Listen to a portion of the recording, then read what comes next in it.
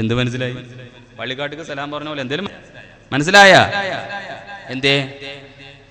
ആടിന്റെ ഉടമ ആടുകളെ വയലിന്റെ ഉടമക്ക് കൊടുക്കട്ടെ, വയലിന്റെ ഉടമയുടെ കൃഷിയിടത്തിൽ ആടിന്റെ ഉടമ കൃഷി ചെയ്യട്ടെ, 6 മാസം കഴിഞ്ഞാൽ ധാന്യങ്ങൾ ഉണ്ടാവുമല്ലോ, അതപ്പം മടക്കി കൊടുത്തട്ടെ. മനസ്സിലായ?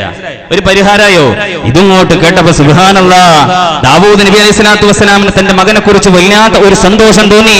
അവിടെ വെച്ചുകൊണ്ട് 2 കൈകളും രാജാതിരാജനായ അള്ളാഹുവിലേക്ക് അങ്ങോട്ട് ഉയർത്തി, ഇറയോനെ എന്റെ പൊന്നു മോന് നൽകി രാജം, അറിവായ നാട്ടിലൊക്കെയോനെ ആക്കി രാജൻ, ഇഹലോക അവസാനം വരെ ഓർത്ത് മനുജൻ, വഹിക്കട്ടെ പൊന്നുമോന്റെ പേര് എന്നും വൃത്തില. ഭൂലോക ചക്രവർത്തിയായി താമസിക്കട്ടെ, ഭൂമിയിൽ ഇഖ്ലാസിനാലെ ജീവിച്ചിടട്ടെ. ഭൂലോക ചക്രവർത്തിയായി താമസിക്കട്ടെ, ഭൂമിയിൽ ഇഖ്ലാസിനാലെ ജീവിച്ചിടട്ടെ. ഭൂലോകരുടെ കണ്ണിലുണ്ണിയായി മാറട്ടെ, ഭൂമുള്ള കാലം എന്റെ മോന് ജനത വാഴ്ത്തട്ടെ. പ്രാർത്ഥനയും കേട്ടുറഹി നൽകി ഭരണം, പ്രാണിക്ക് പോലും എന്നു മുതൽ നബിയും ശരണം. പ്രാരാബ്ധമായ ജീവിതം നബിക്ക് കിരണം, പ്രാർത്ഥിച്ചിടാം അസരണി നോക്കി നമ്മൾ പോവണം.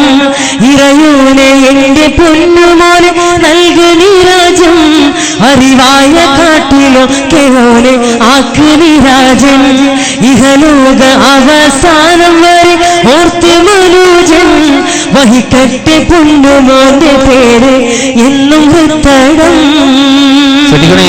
ദാവൂദ് നബി അലൈഹി സ്വലാത്തു വസ്സലാമിന് തന്റെ മകനെ കുറിച്ച് വല്ലാത്ത ഒരു അഭിമാനം തോന്നി. അതുകൊണ്ട് തന്നെ രാജാതിരാജനായ അള്ളാഹുലേക്ക് കൈകൾ ഉയർത്തി പറഞ്ഞു, അള്ളാഹുവേ, ഇറയോനെ എന്റെ പൊന്നുമോന് നൽകി നീ രാജ്യം, ഈ രാജ്യത്തിന്റെ മുഴുവൻ ഭരണം എന്റെ കുട്ടിക്ക് കൊടുക്കണേ, ഇഹലോക അവസാനം വരെ ഓർത്തു മനുജൻ, ലോകത്തിന്റെ അവസാനം വരെ എന്റെ കുട്ടിയെ കുറിച്ചിട്ട് ആളുകൾ ഓർക്കുന്ന ഒരു അവസ്ഥ ഉണ്ടാക്കി കൊടുക്കണേ എന്ന് പറഞ്ഞു.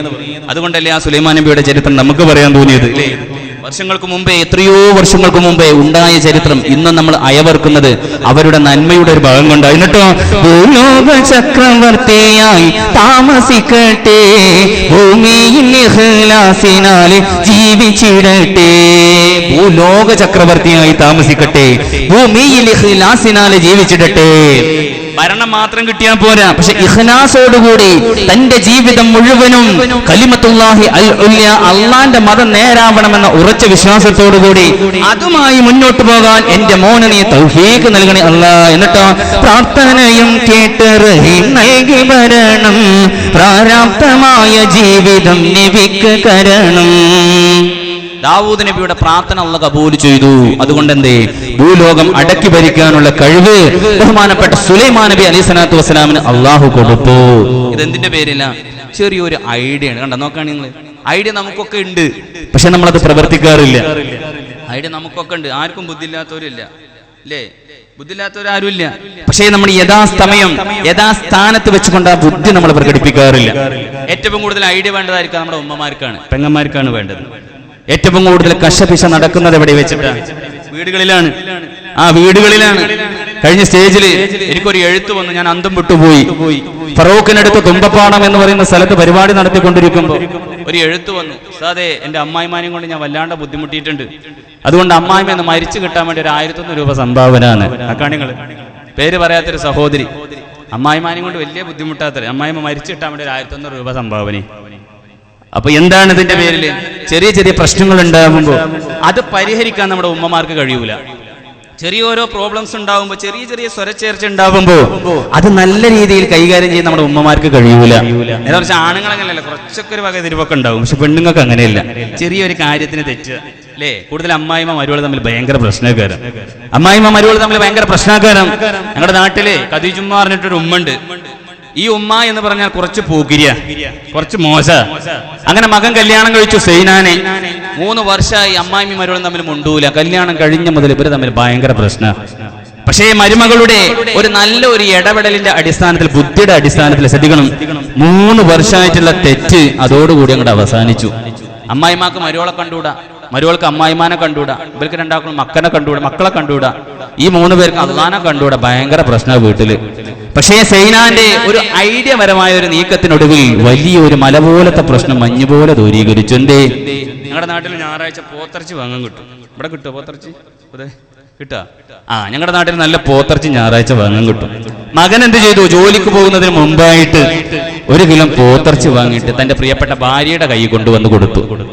ഭാര്യയുടെ കൈ കൊണ്ടുവന്ന് കൊടുത്തതേ ഉമ്മാക്ക് പറ്റിയിട്ടില്ല, ഖദീജമ്മാക്ക് പറ്റിയിട്ടില്ല. കണ്ടാ 9 മാസവും 9 ദിവസവും 9 മണിക്കൂറും 9 മിനിറ്റും 9 സെക്കൻഡും പോറ്റി വളർത്തി ഒരുപാട് കഷ്ടപ്പെട്ടുകൊണ്ട് ഗർഭാശയം എന്ന് പറയുന്ന ആരും കാണാത്ത അറപ്പുള്ളിൽ ഒരു കുഞ്ഞു പൈതലിനെ പോറ്റി വളർത്തി പെറ്റതിന് ശേഷം 3 വർഷമായിട്ടുള്ള ഭാര്യനെയാണ് എനിക്ക് വേണ്ടത്. കണ്ടാ ബീഫ് കൊണ്ടുവന്ന് കൊടുത്തത് ഓളെ കയ്യില പണ്ടാരടങ്ങാന്. കണ്ടാ അവിടുന്ന് തന്നെ തുടങ്ങിക്കൊണ്ട് കുശുമ്പ് ഉമ്മാക്ക്. ഇനിയോ സൈനമ്മ നന്നായിട്ടൊന്ന് കഴുകി വൃത്തിയാക്കി കഷ്ടിച്ചിട്ട് അതങ്ങോട്ട് അടുപ്പത്തിട്ടു, മൺകലത്തിലിട്ടു. മരുമകൾ അടുക്കളയിൽ ഉണ്ടാകുമ്പോ അമ്മായിമ്മ റൂമിലാക്കാറ്. അമ്മായിമ്മ അടുക്കളയിൽ ഉണ്ടാകുമ്പോ മരുമകൾ റൂമിലായിരിക്കും. ഇവര് രണ്ടാളും അടുക്കളയിൽ ഉണ്ടാവില്ല. കാരണം മുഖത്തോട് മുഖം നാട്ടി അങ്ങോട്ട് ഷെണ്ടയാണ്. പിന്നെ അങ്ങോട്ടും ഇങ്ങോട്ടും ഒരുപാട് വർത്താനങ്ങൾ പറഞ്ഞിട്ട് നല്ല കശപിശ കൂടാറ്. അപ്പോ ഈ മരുമകൾ എന്ത് ചെയ്തു? നന്നായിട്ട് പോത്തിറച്ചിയൊക്കെ ഒന്ന് വെട്ടിയിട്ട് അടുപ്പത്തിട്ടു. ശ്രദ്ധിക്കണം.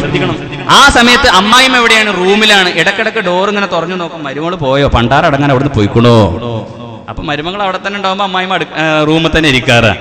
അങ്ങനെ ഏകദേശം പാതി വേവായി, പകുതി വേവായപ്പോ മരുമകൾ കരുതി ഇനി ഏതായാലും ഒന്ന് കുളിച്ചിട്ട് വരാം. കുളിച്ചിട്ട് വരുമ്പോഴേക്കും മുഴുവൻ വേവാവൂലോ, എന്നിട്ട് ചോറ് തിന്നാന്ന് തീരുമാനിച്ചിട്ട് മരുമകൾ കുളിക്കാൻ പോയി. മരുമകൾ കുളിക്കാൻ പോയി എന്ന് കണ്ടപ്പോ അമ്മായിമ്മ അല്ലെ മാളത്തുനിന്ന് പാമ്പ് പുറത്തിറങ്ങണ പോലെ മെല്ലെ റൂമിൽ നിന്ന് ഇങ്ങോട്ട് ഇറങ്ങി അടുക്കളയിലേക്ക്. മരുമകളില്ല. ഇവിടെ പണ്ടാര എവിടെയെങ്കിലും ഉണ്ടോ? ഇല്ല, എവിടെയില്ല. അങ്ങനെ അമ്മായിമ്മ എന്ത് ചെയ്തു? അടുക്കളയിലേക്ക് വന്നപ്പോ നല്ല മണം, പോത്തിറച്ചിയുടെ മണം. അങ്ങനെ അമ്മായിമ്മ ചിന്തിച്ചു, അല്ലാ എവിടെയാണ് എന്റെ മരുമകള്? അവള് വന്നാൽ ചിലപ്പോ എനിക്കൊന്നും തിന്നാൻ കിട്ടൂല. അവള് വന്നാൽ എനിക്കൊന്നും തിന്നാൻ കിട്ടൂല. 2 കഷ്ണം എടുത്ത് തിന്നാമെന്ന് തീരുമാനിച്ചിട്ട് ആ മൂട് തുറന്നിട്ട് 2 കഷ്ണം എടുത്തിട്ട് ഒരു ഇരുട്ട് കൂടി ഒരു സ്റ്റോർ റൂം ഉണ്ട്. ശ്രദ്ധിക്കണേ. ഈ സ്റ്റോർ റൂമിലേക്ക് അമ്മായിമ്മ 2 കഷ്ണം എടുത്തിട്ട് അങ്ങോട്ട് തിന്നാൻ പോയി. കട്ടകാലത്തിന് മരുവള് സോപ്പ് ഉണ്ടാകാൻ മറന്നു. ഇതെടുക്കാൻ വേണ്ടിയിട്ട് ഈ സ്റ്റോർ റൂം, അമ്മായിമ്മ പോയ സ്റ്റോർ റൂമിലാണ് സോപ്പും വെച്ചിരിക്കുന്നത്. ഇതെടുക്കാൻ വേണ്ടിയിട്ട് മരുമകൾ അടുക്കളയിലൂടെ ഇങ്ങനെ വരുമ്പോ സുബ്ഹാനല്ലാഹ്, അടുക്കളയിൽ എത്തിയപ്പോ നല്ല മണം. മരുവൾക്കും ഇത് ഞാൻ തന്നെയാണോ വെച്ചത്? ഇത്രക്ക് നല്ല മണം. ഏതായാലും ആ പണ്ടാര തള്ള വരുന്നതിന് മുമ്പായി 2 കഷ്ണം തിന്ന എന്ന് മരുമകളും കരുതി. ശ്രദ്ധിക്കണേ. അവളും 2 കഷ്ണം, മരുമകളും 2 കഷ്ണം എടുത്തിട്ട് പോണത് എടുക്കുക അമ്മായിമ്മ പോയ റൂമിക്കാ കട്ടുന്നാന്. 2 ആളും കട്ടുന്നാൻ പോവാ. നല്ല കഥയായില്ലേ. അവിടെ ചെന്നു. മരുമകള് അമ്മായിമ്മ കാണുന്നതിന് മുമ്പ് വേഗം 2 കഷ്ണം അകത്താക്കാം, എന്നിട്ട് കുളിക്കാന്ന് തീരുമാനിച്ചിട്ട് ഈ സ്റ്റോർ റൂമിന്റെ വാതിൽ മെല്ലെ ഇങ്ങനെ തുറന്നു നോക്കുമ്പോ അമ്മായിമ്മ ഉണ്ട്. പറ്റിച്ചില്ലേ പണി? വായ പൊളിച്ച ആ ബീഫ് ഇങ്ങനെ വായിലേക്ക് വെക്കാൻ നിൽക്കുക. അതാണ് പറഞ്ഞ ഐഡിയ വേണമെന്ന്. അവിടെ മരുമകൾ എന്തൊരു ഐഡിയ കിട്ടും. സത്യത്തിൽ എന്തുണ്ടായി? അമ്മായിമ്മ മരുമകളും കട്ടുന്നാൻ പോയതാ. പക്ഷെ മരുമകൾ എന്ത് പറഞ്ഞു? ഉമ്മ ആ ഇറച്ചിക്ക് വേവില്ല, ഈ 2 കഷ്ണം തിന്നോളി. സത്യത്തിൽ എന്തുണ്ടായത്? 2 ആളും കട്ടുന്നാൻ പോയതാ. പക്ഷെ അവിടെ മരുമകൾ എന്ത് പറഞ്ഞു? ഇനി ഒരു പ്രശ്നം ഉണ്ടാവണ്ട എന്ന് കരുതിയിട്ട്, ഉമ്മ നിങ്ങൾ കൊണ്ടുവന്ന കഷ്ണം വെന്തിട്ടില്ല, ഇത് കഴിച്ചു നോക്കാണ്, ഇത് നല്ല വേവുണ്ട്. സുബ്ഹാനല്ലാഹ്. ഇത് കേൾക്കേണ്ട താമസം ഖദീജും അമ്മായിയും എന്ത് ചെയ്തു? ബീഫൊക്കെ അവിടെ ഇട്ട് ഒരൊറ്റ കെട്ടിപ്പിടുത്താൻ മരുവോളെ അനക്ക്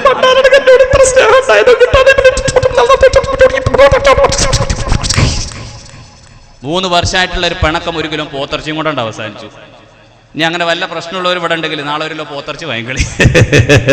ശ്രദ്ധിക്കണം. അതാണ് ബുദ്ധി ഉണ്ടെങ്കിൽ വലിയ മല പോലെ വരുന്ന പ്രശ്നങ്ങളെല്ലാം നമുക്ക് സോൾവ് ആക്കാൻ കഴിയും.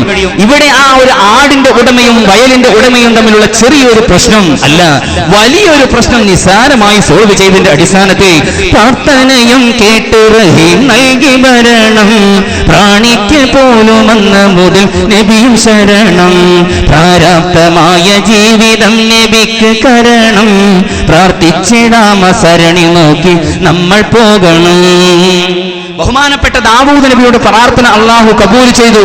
ഭൂലോകം അടക്കി ഭരിക്കാൻ നോക്കണേ സുലൈമാൻ നബിക്ക് അള്ളാഹു അവസരം കൊടുത്തു. പ്രാർത്ഥനയും കേട്ട് റഹീം നൽകി വരണം. മാത്രമല്ല പ്രാണിക്ക് പോലും അന്നു മുതൽ നബിയും ശരണം. ബഹുമാനപ്പെട്ട സുലൈമാൻ നബി അലൈഹി സ്വലാത്തു വസ്സലാം എങ്ങോട്ടെങ്കിലും ഇറങ്ങി തിരിച്ചാല് പ്രാണികള് നോക്കണം, ഉറുമ്പുകള് എല്ലാം സുജൂദ് ചെയ്തു മാറിയിട്ടേ സുലൈമാൻ നബിയെ വളരെ ആരാധിച്ചുകൊണ്ട് ബഹുമാനിച്ചുകൊണ്ട് മാറി നിന്നു എന്ന് ചരിത്രം കാണാം. മാത്രമല്ല സുലൈമാൻ നബിക്ക് പിശാചുകളകിലും വഴിപ്പെടുന്നവനായി ജിന്നും ഇൻസുകളൊക്കെ എന്തിന് പറവകൾ അഖിലവും തുണയായി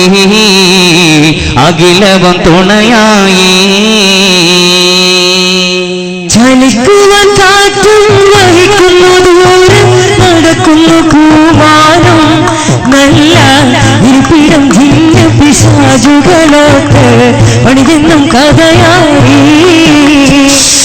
ികളാലും സുവർണമാം കൈയും മാണിക്യം കൊണ്ടാണ് ചുറ്റും അവരൊക്കെ പതിച്ച പല ചിത്രപ്പണികൾ എന്തൊരു അജപാട് സുലൈമാൻ നബിക്ക് പിശാചുകളകിലും വഴിപ്പെടുന്നവരായി ജിന്നും ഇൻസുകളൊക്കെ എന്തിന് പറവകൾ അഖിലവും തുണയായി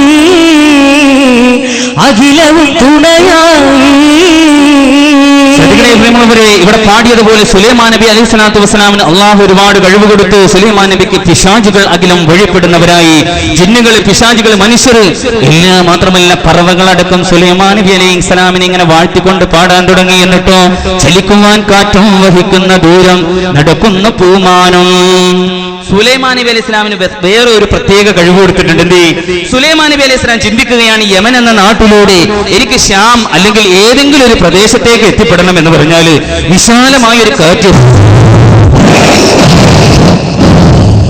കാറ്റ് ഇങ്ങോട്ട് വന്നിട്ട് സുലൈമാൻ നബി ഒറ്റ പൊക്കല. എന്നിട്ട് എങ്ങോട്ടാ പോകാൻ ഉദ്ദേശിച്ചത്? ആ സ്ഥലത്തേക്ക് എത്തിപ്പെടും. ആദ്യകാലത്തെ പ്രവാചകന്മാരെ നമുക്കറിയാം, ഖൈബറൊക്കെ എടുത്തു നോക്കിക്കഴിഞ്ഞാൽ അതിൽ ഏറ്റവും കൂടുതൽ യാത്രാ വാഹനങ്ങളായി ഉപയോഗിച്ചിരുന്നത് കുതിരയാണ്. ഖൈബറിലൊക്കെ ഉണ്ട് അലിയാർദ്ദങ്ങൾ ആ ഒരു യുദ്ധത്തിന് വേണ്ടി കുതിരപ്പുറത്തൊരു പോക്ക്. തക്ബീറിന്റെ ധ്വനികൾ അന്തരീക്ഷം നമുക്ക് അങ്ങോട്ട് പോയിട്ട് ആ മുറഹിബിന്റെ കോട്ട അങ്ങോട്ട് പിഴുതെടുത്തിട്ട് അല്ലേ, എന്തൊരു രസകരമായ യുദ്ധമാണ്. ഇൻഷാ അല്ലാഹ് മറ്റന്നാ എനിക്ക് അതാണ് പരിപാടി.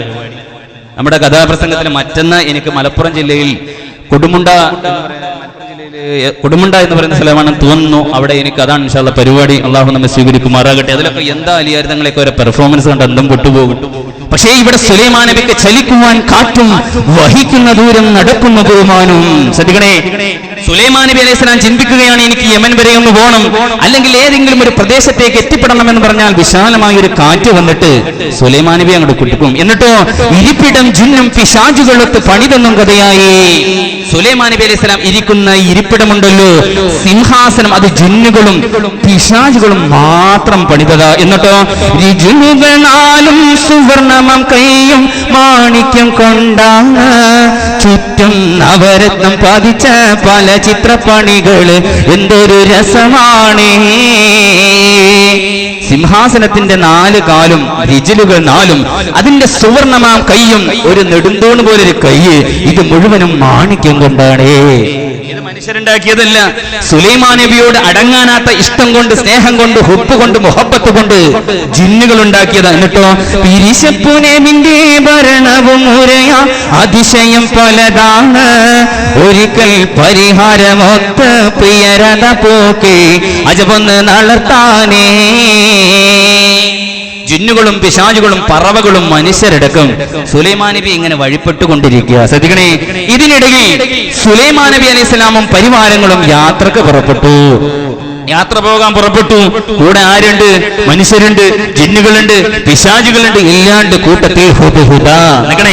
ഹുദ്ഹുദ എന്ന് പറയുന്ന സുന്ദരിയായ നല്ല മൊഞ്ചുള്ളൊരു പെൺപക്ഷി ഉണ്ട്. പെൺപക്ഷി പറഞ്ഞാൽ മൊഞ്ചുള്ളൊരു പെൺപക്ഷി ഉണ്ട്. അല്ലെങ്കിലും ഏറ്റവും കൂടുതൽ സൗന്ദര്യം കൊടുത്തിരിക്കുന്നത് മനുഷ്യർക്ക് വേണ്ടിയിട്ടല്ലേ അല്ലാഹു? അല്ലേ അല്ലേ നിങ്ങൾ പറയും, ഏറ്റവും കൂടുതൽ സൗന്ദര്യം കൊടുത്തിരിക്കുന്നത് മനുഷ്യർക്കാ. അതിൽ മനുഷ്യരിൽ ആണും പെണ്ണുമില്ല ഏറ്റവും കൂടുതൽ സൗന്ദര്യം കൊടുത്തിരിക്കുന്നത് പെണ്ണുങ്ങൾക്കാ. അല്ലേ? അതിന്റെ കുറച്ച് അഹങ്കാരം അവർക്ക് ഉണ്ടേനു. സൗന്ദര്യത്തിന്റെ എനിക്ക് കുറച്ച് സൗന്ദര്യം ഉണ്ട് എന്നൊരു തോന്നൽ അവർക്ക് ഉണ്ടേനും. ഇവിടെ ഹുദ്ഹുദ് എന്ന് പറഞ്ഞാൽ നല്ല മൊഞ്ചുള്ള പക്ഷിയാ ചരിത്രത്തിൽ കാണുന്നു. ഈ ഹുദ്ഹുദ് എന്ന പക്ഷി ജിന്നുകൾ, പിശാചുകൾ, മനുഷ്യര്, പറവകളടക്കം അതാ സുലൈമാൻ നബിയുടെ കൂടെ യാത്രക്ക് ഇങ്ങനെ പോവുക. കുറെ സഞ്ചരിച്ച് ഓരോ പ്രജകളുടെയും ക്ഷേമ ഐശ്വര്യങ്ങൾ അറിയാൻ വേണ്ടിയിട്ട് സുലൈമാൻ നബി അലൈഹി സ്വലാമും പരിവാരങ്ങളും ഇങ്ങനെ യാത്ര ചെയ്ത് കുറെ സഞ്ചരിച്ചപ്പോ സദിഗണേ സുലൈമാൻ നബി അലൈഹി സ്വലാത്തു വസ്സലാമിന് വെള്ളം ആവശ്യമായി വന്നു. വുദൂ എടുക്കാൻ, അള്ളാഹ്ക്ക് ഇബാദത്ത് ചെയ്യാൻ, കുടിക്കാൻ വെള്ളം വന്നപ്പോ സമയത്ത് സുലൈമാൻ നബി അലൈഹി സ്വലാം കൂട്ടരോട് പറഞ്ഞു, അല്ല കൂട്ടരെ, അള്ളാഹ്ക്ക് ഇബാദത്ത് ചെയ്യേണ്ട സമയമായിട്ടില്ലേ? അതുകൊണ്ട് യാത്രയിലാണ് തിരുനബി തങ്ങളും മാഇനായി നോക്കും നീ.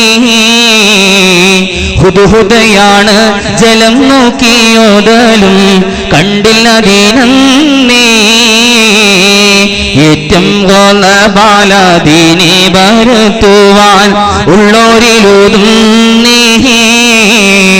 കൊത്തിക്കോലക്കും ഞാൻ പരുന്തപ്പോഴും ചൊല്ലി ഒളബിലുരക്കും നീ.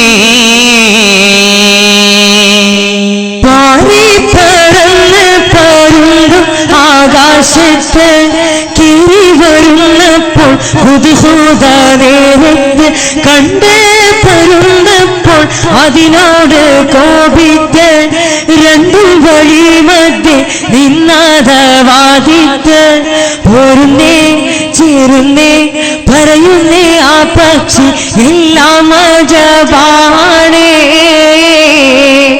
യാത്രയിലാണ് തിരുനബി തങ്ങളും മാഇനായി നോക്കുന്നേ. ഹുദ്ഹുദാണ് ജലം നോക്കിയോതലും കണ്ടില്ല ദീനന്നേ. സുലൈമാൻ നബി അലൈഹി സ്വലാമും പരിവാരങ്ങളും ഹുദ്ഹുദ് അടക്കം ജിന്നുകൾ, പറവകൾ അടക്കം ഇങ്ങനെ സഞ്ചരിച്ചു കൊണ്ടിരിക്കുമ്പോ കുറേ സമയം കഴിഞ്ഞപ്പോ സുലൈമാൻ നബി അലൈഹി സ്വലാമിനും കൂട്ടർക്കും വെള്ളം ആവശ്യമായി വന്നു.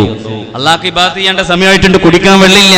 പ്രയാസപ്പെട്ടുകൊണ്ടിങ്ങനെ ഇരിക്കും. വെള്ളത്തിന് ആവശ്യപ്പെട്ട മറന്നപ്പോ സുലൈമാൻ നബി അലൈഹി സ്വലാം കൂട്ടരോട് ചോദിച്ചു, അല്ല കൂട്ടരെ, നമുക്ക് വെള്ളം വേണ്ടേ? ഈ പ്രദേശത്ത് എവിടെയും വെള്ളം കിട്ടുന്ന ഒരു തോന്നലില്ല.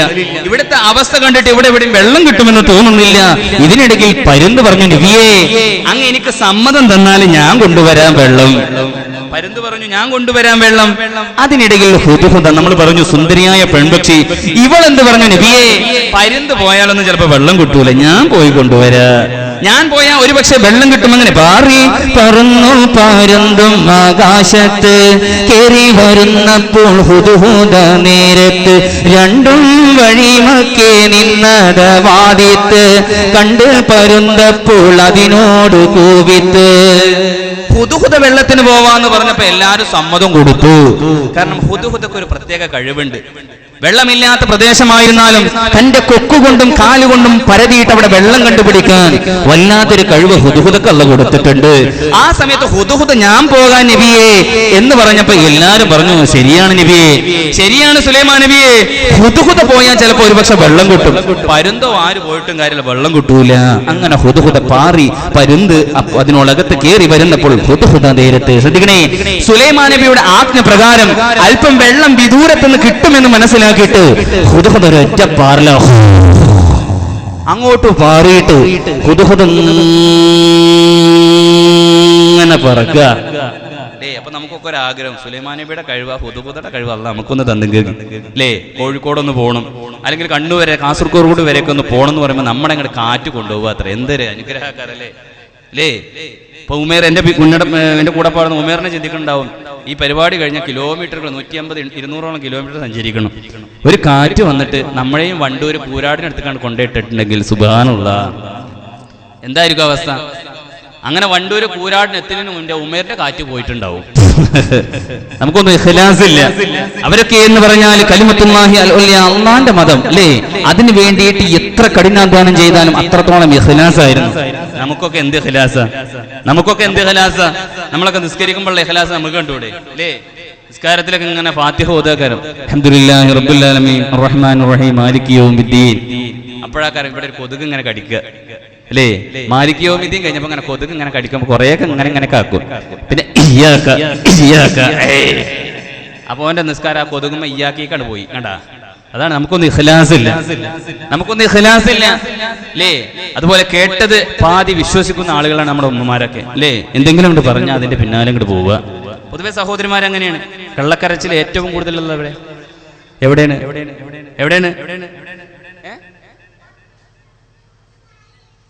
പള്ളിത്തൊടൂലോ? നമ്മുടെ വീട്ടിലാണ്, അല്ലേ? ഭർത്താവിന്റെ മുന്നിലൊക്കെ ഒരു കള്ളക്കരച്ചിലുണ്ട്. മനസ്സറിഞ്ഞിട്ട് ഇവരൊന്നും കരയില്ലല്ലോ. നമ്മുടെ സഹോദരിമാർ മനസ്സറിഞ്ഞ് ഞങ്ങൾ കരയാൻ എടുക്കണം. എപ്പോഴാ മനസ്സറിഞ്ഞ് കരയാന്നറിയോ? എപ്പോഴാ കരയാ? ഭർത്താവ് രാവിലെ ജോലിക്ക് പോവുക, അപ്പൊ പറഞ്ഞിട്ടുണ്ടാവും, പിന്നെ നാളെ അമ്മായിമാടെ പേരക്കുട്ടയുടെ മകളുടെ മരുവന്റെ അണിഞ്ചന്റെ കുട്ടിയുടെ പേരക്കുട്ടയുടെ കല്യാണമാണ്. അതുകൊണ്ട് പോകുമ്പോ കുറച്ച് ലിപ്റ്റിക്ക്, കുറച്ച് പൗഡർ ഒക്കെ വാങ്ങി തരണം നിങ്ങൾ. പിന്നെ മിനിങ്ങാൻ കുറച്ച് കണ്ണാടി, കുറച്ച് വാച്ച്, കുറച്ച് വള, ഇതൊക്കെ തന്നെ പറഞ്ഞിട്ടുണ്ടാവും. ഈ മഹാപാവം ജോലിക്കൊക്കെ പോയി തിരിച്ചു വന്ന് ക്ഷീണിച്ച് അവശനായിരിക്കുമ്പോ വീട്ടിലേക്ക് കയറി വരുന്നതോടുകൂടി, പിന്നെ ഞങ്ങൾ രാവിലെ പോകുമ്പോ കുറെ കാര്യങ്ങൾ പറഞ്ഞിരുന്നില്ല, നിങ്ങൾ എന്തേ കൊണ്ടുവരാന്ന് ഞാൻ മറന്നിട്ട്. അങ്ങനെ മറക്കാൻ പറ്റൂ? അങ്ങനെ മറക്കാൻ പറ്റൂ? എന്നെ നിങ്ങൾ ഓർത്തിട്ടില്ലല്ലോ. Doctor ആലോചിച്ചതാ, engineer ആലോചിച്ചതാ. അവിടെ ഒരു കരച്ചിലുണ്ടാവും, അവിടെ ഒരു കരച്ചിലൊക്കെ. മനസ്സറിഞ്ഞിട്ട് ഇവരൊന്നും കരയില്ല. കരയോ? നിങ്ങൾ കരയില്ല, പെണ്ണുങ്ങളെ കരയും. അള്ളാഹു നമ്മുടെ ഭാര്യ ഭർത്താക്കന്മാരെയൊക്കെ സ്വാലിഹ്യങ്ങളിൽ ഉൾപ്പെടുത്തി അനുഗ്രഹിക്കുമാറാകട്ടെ.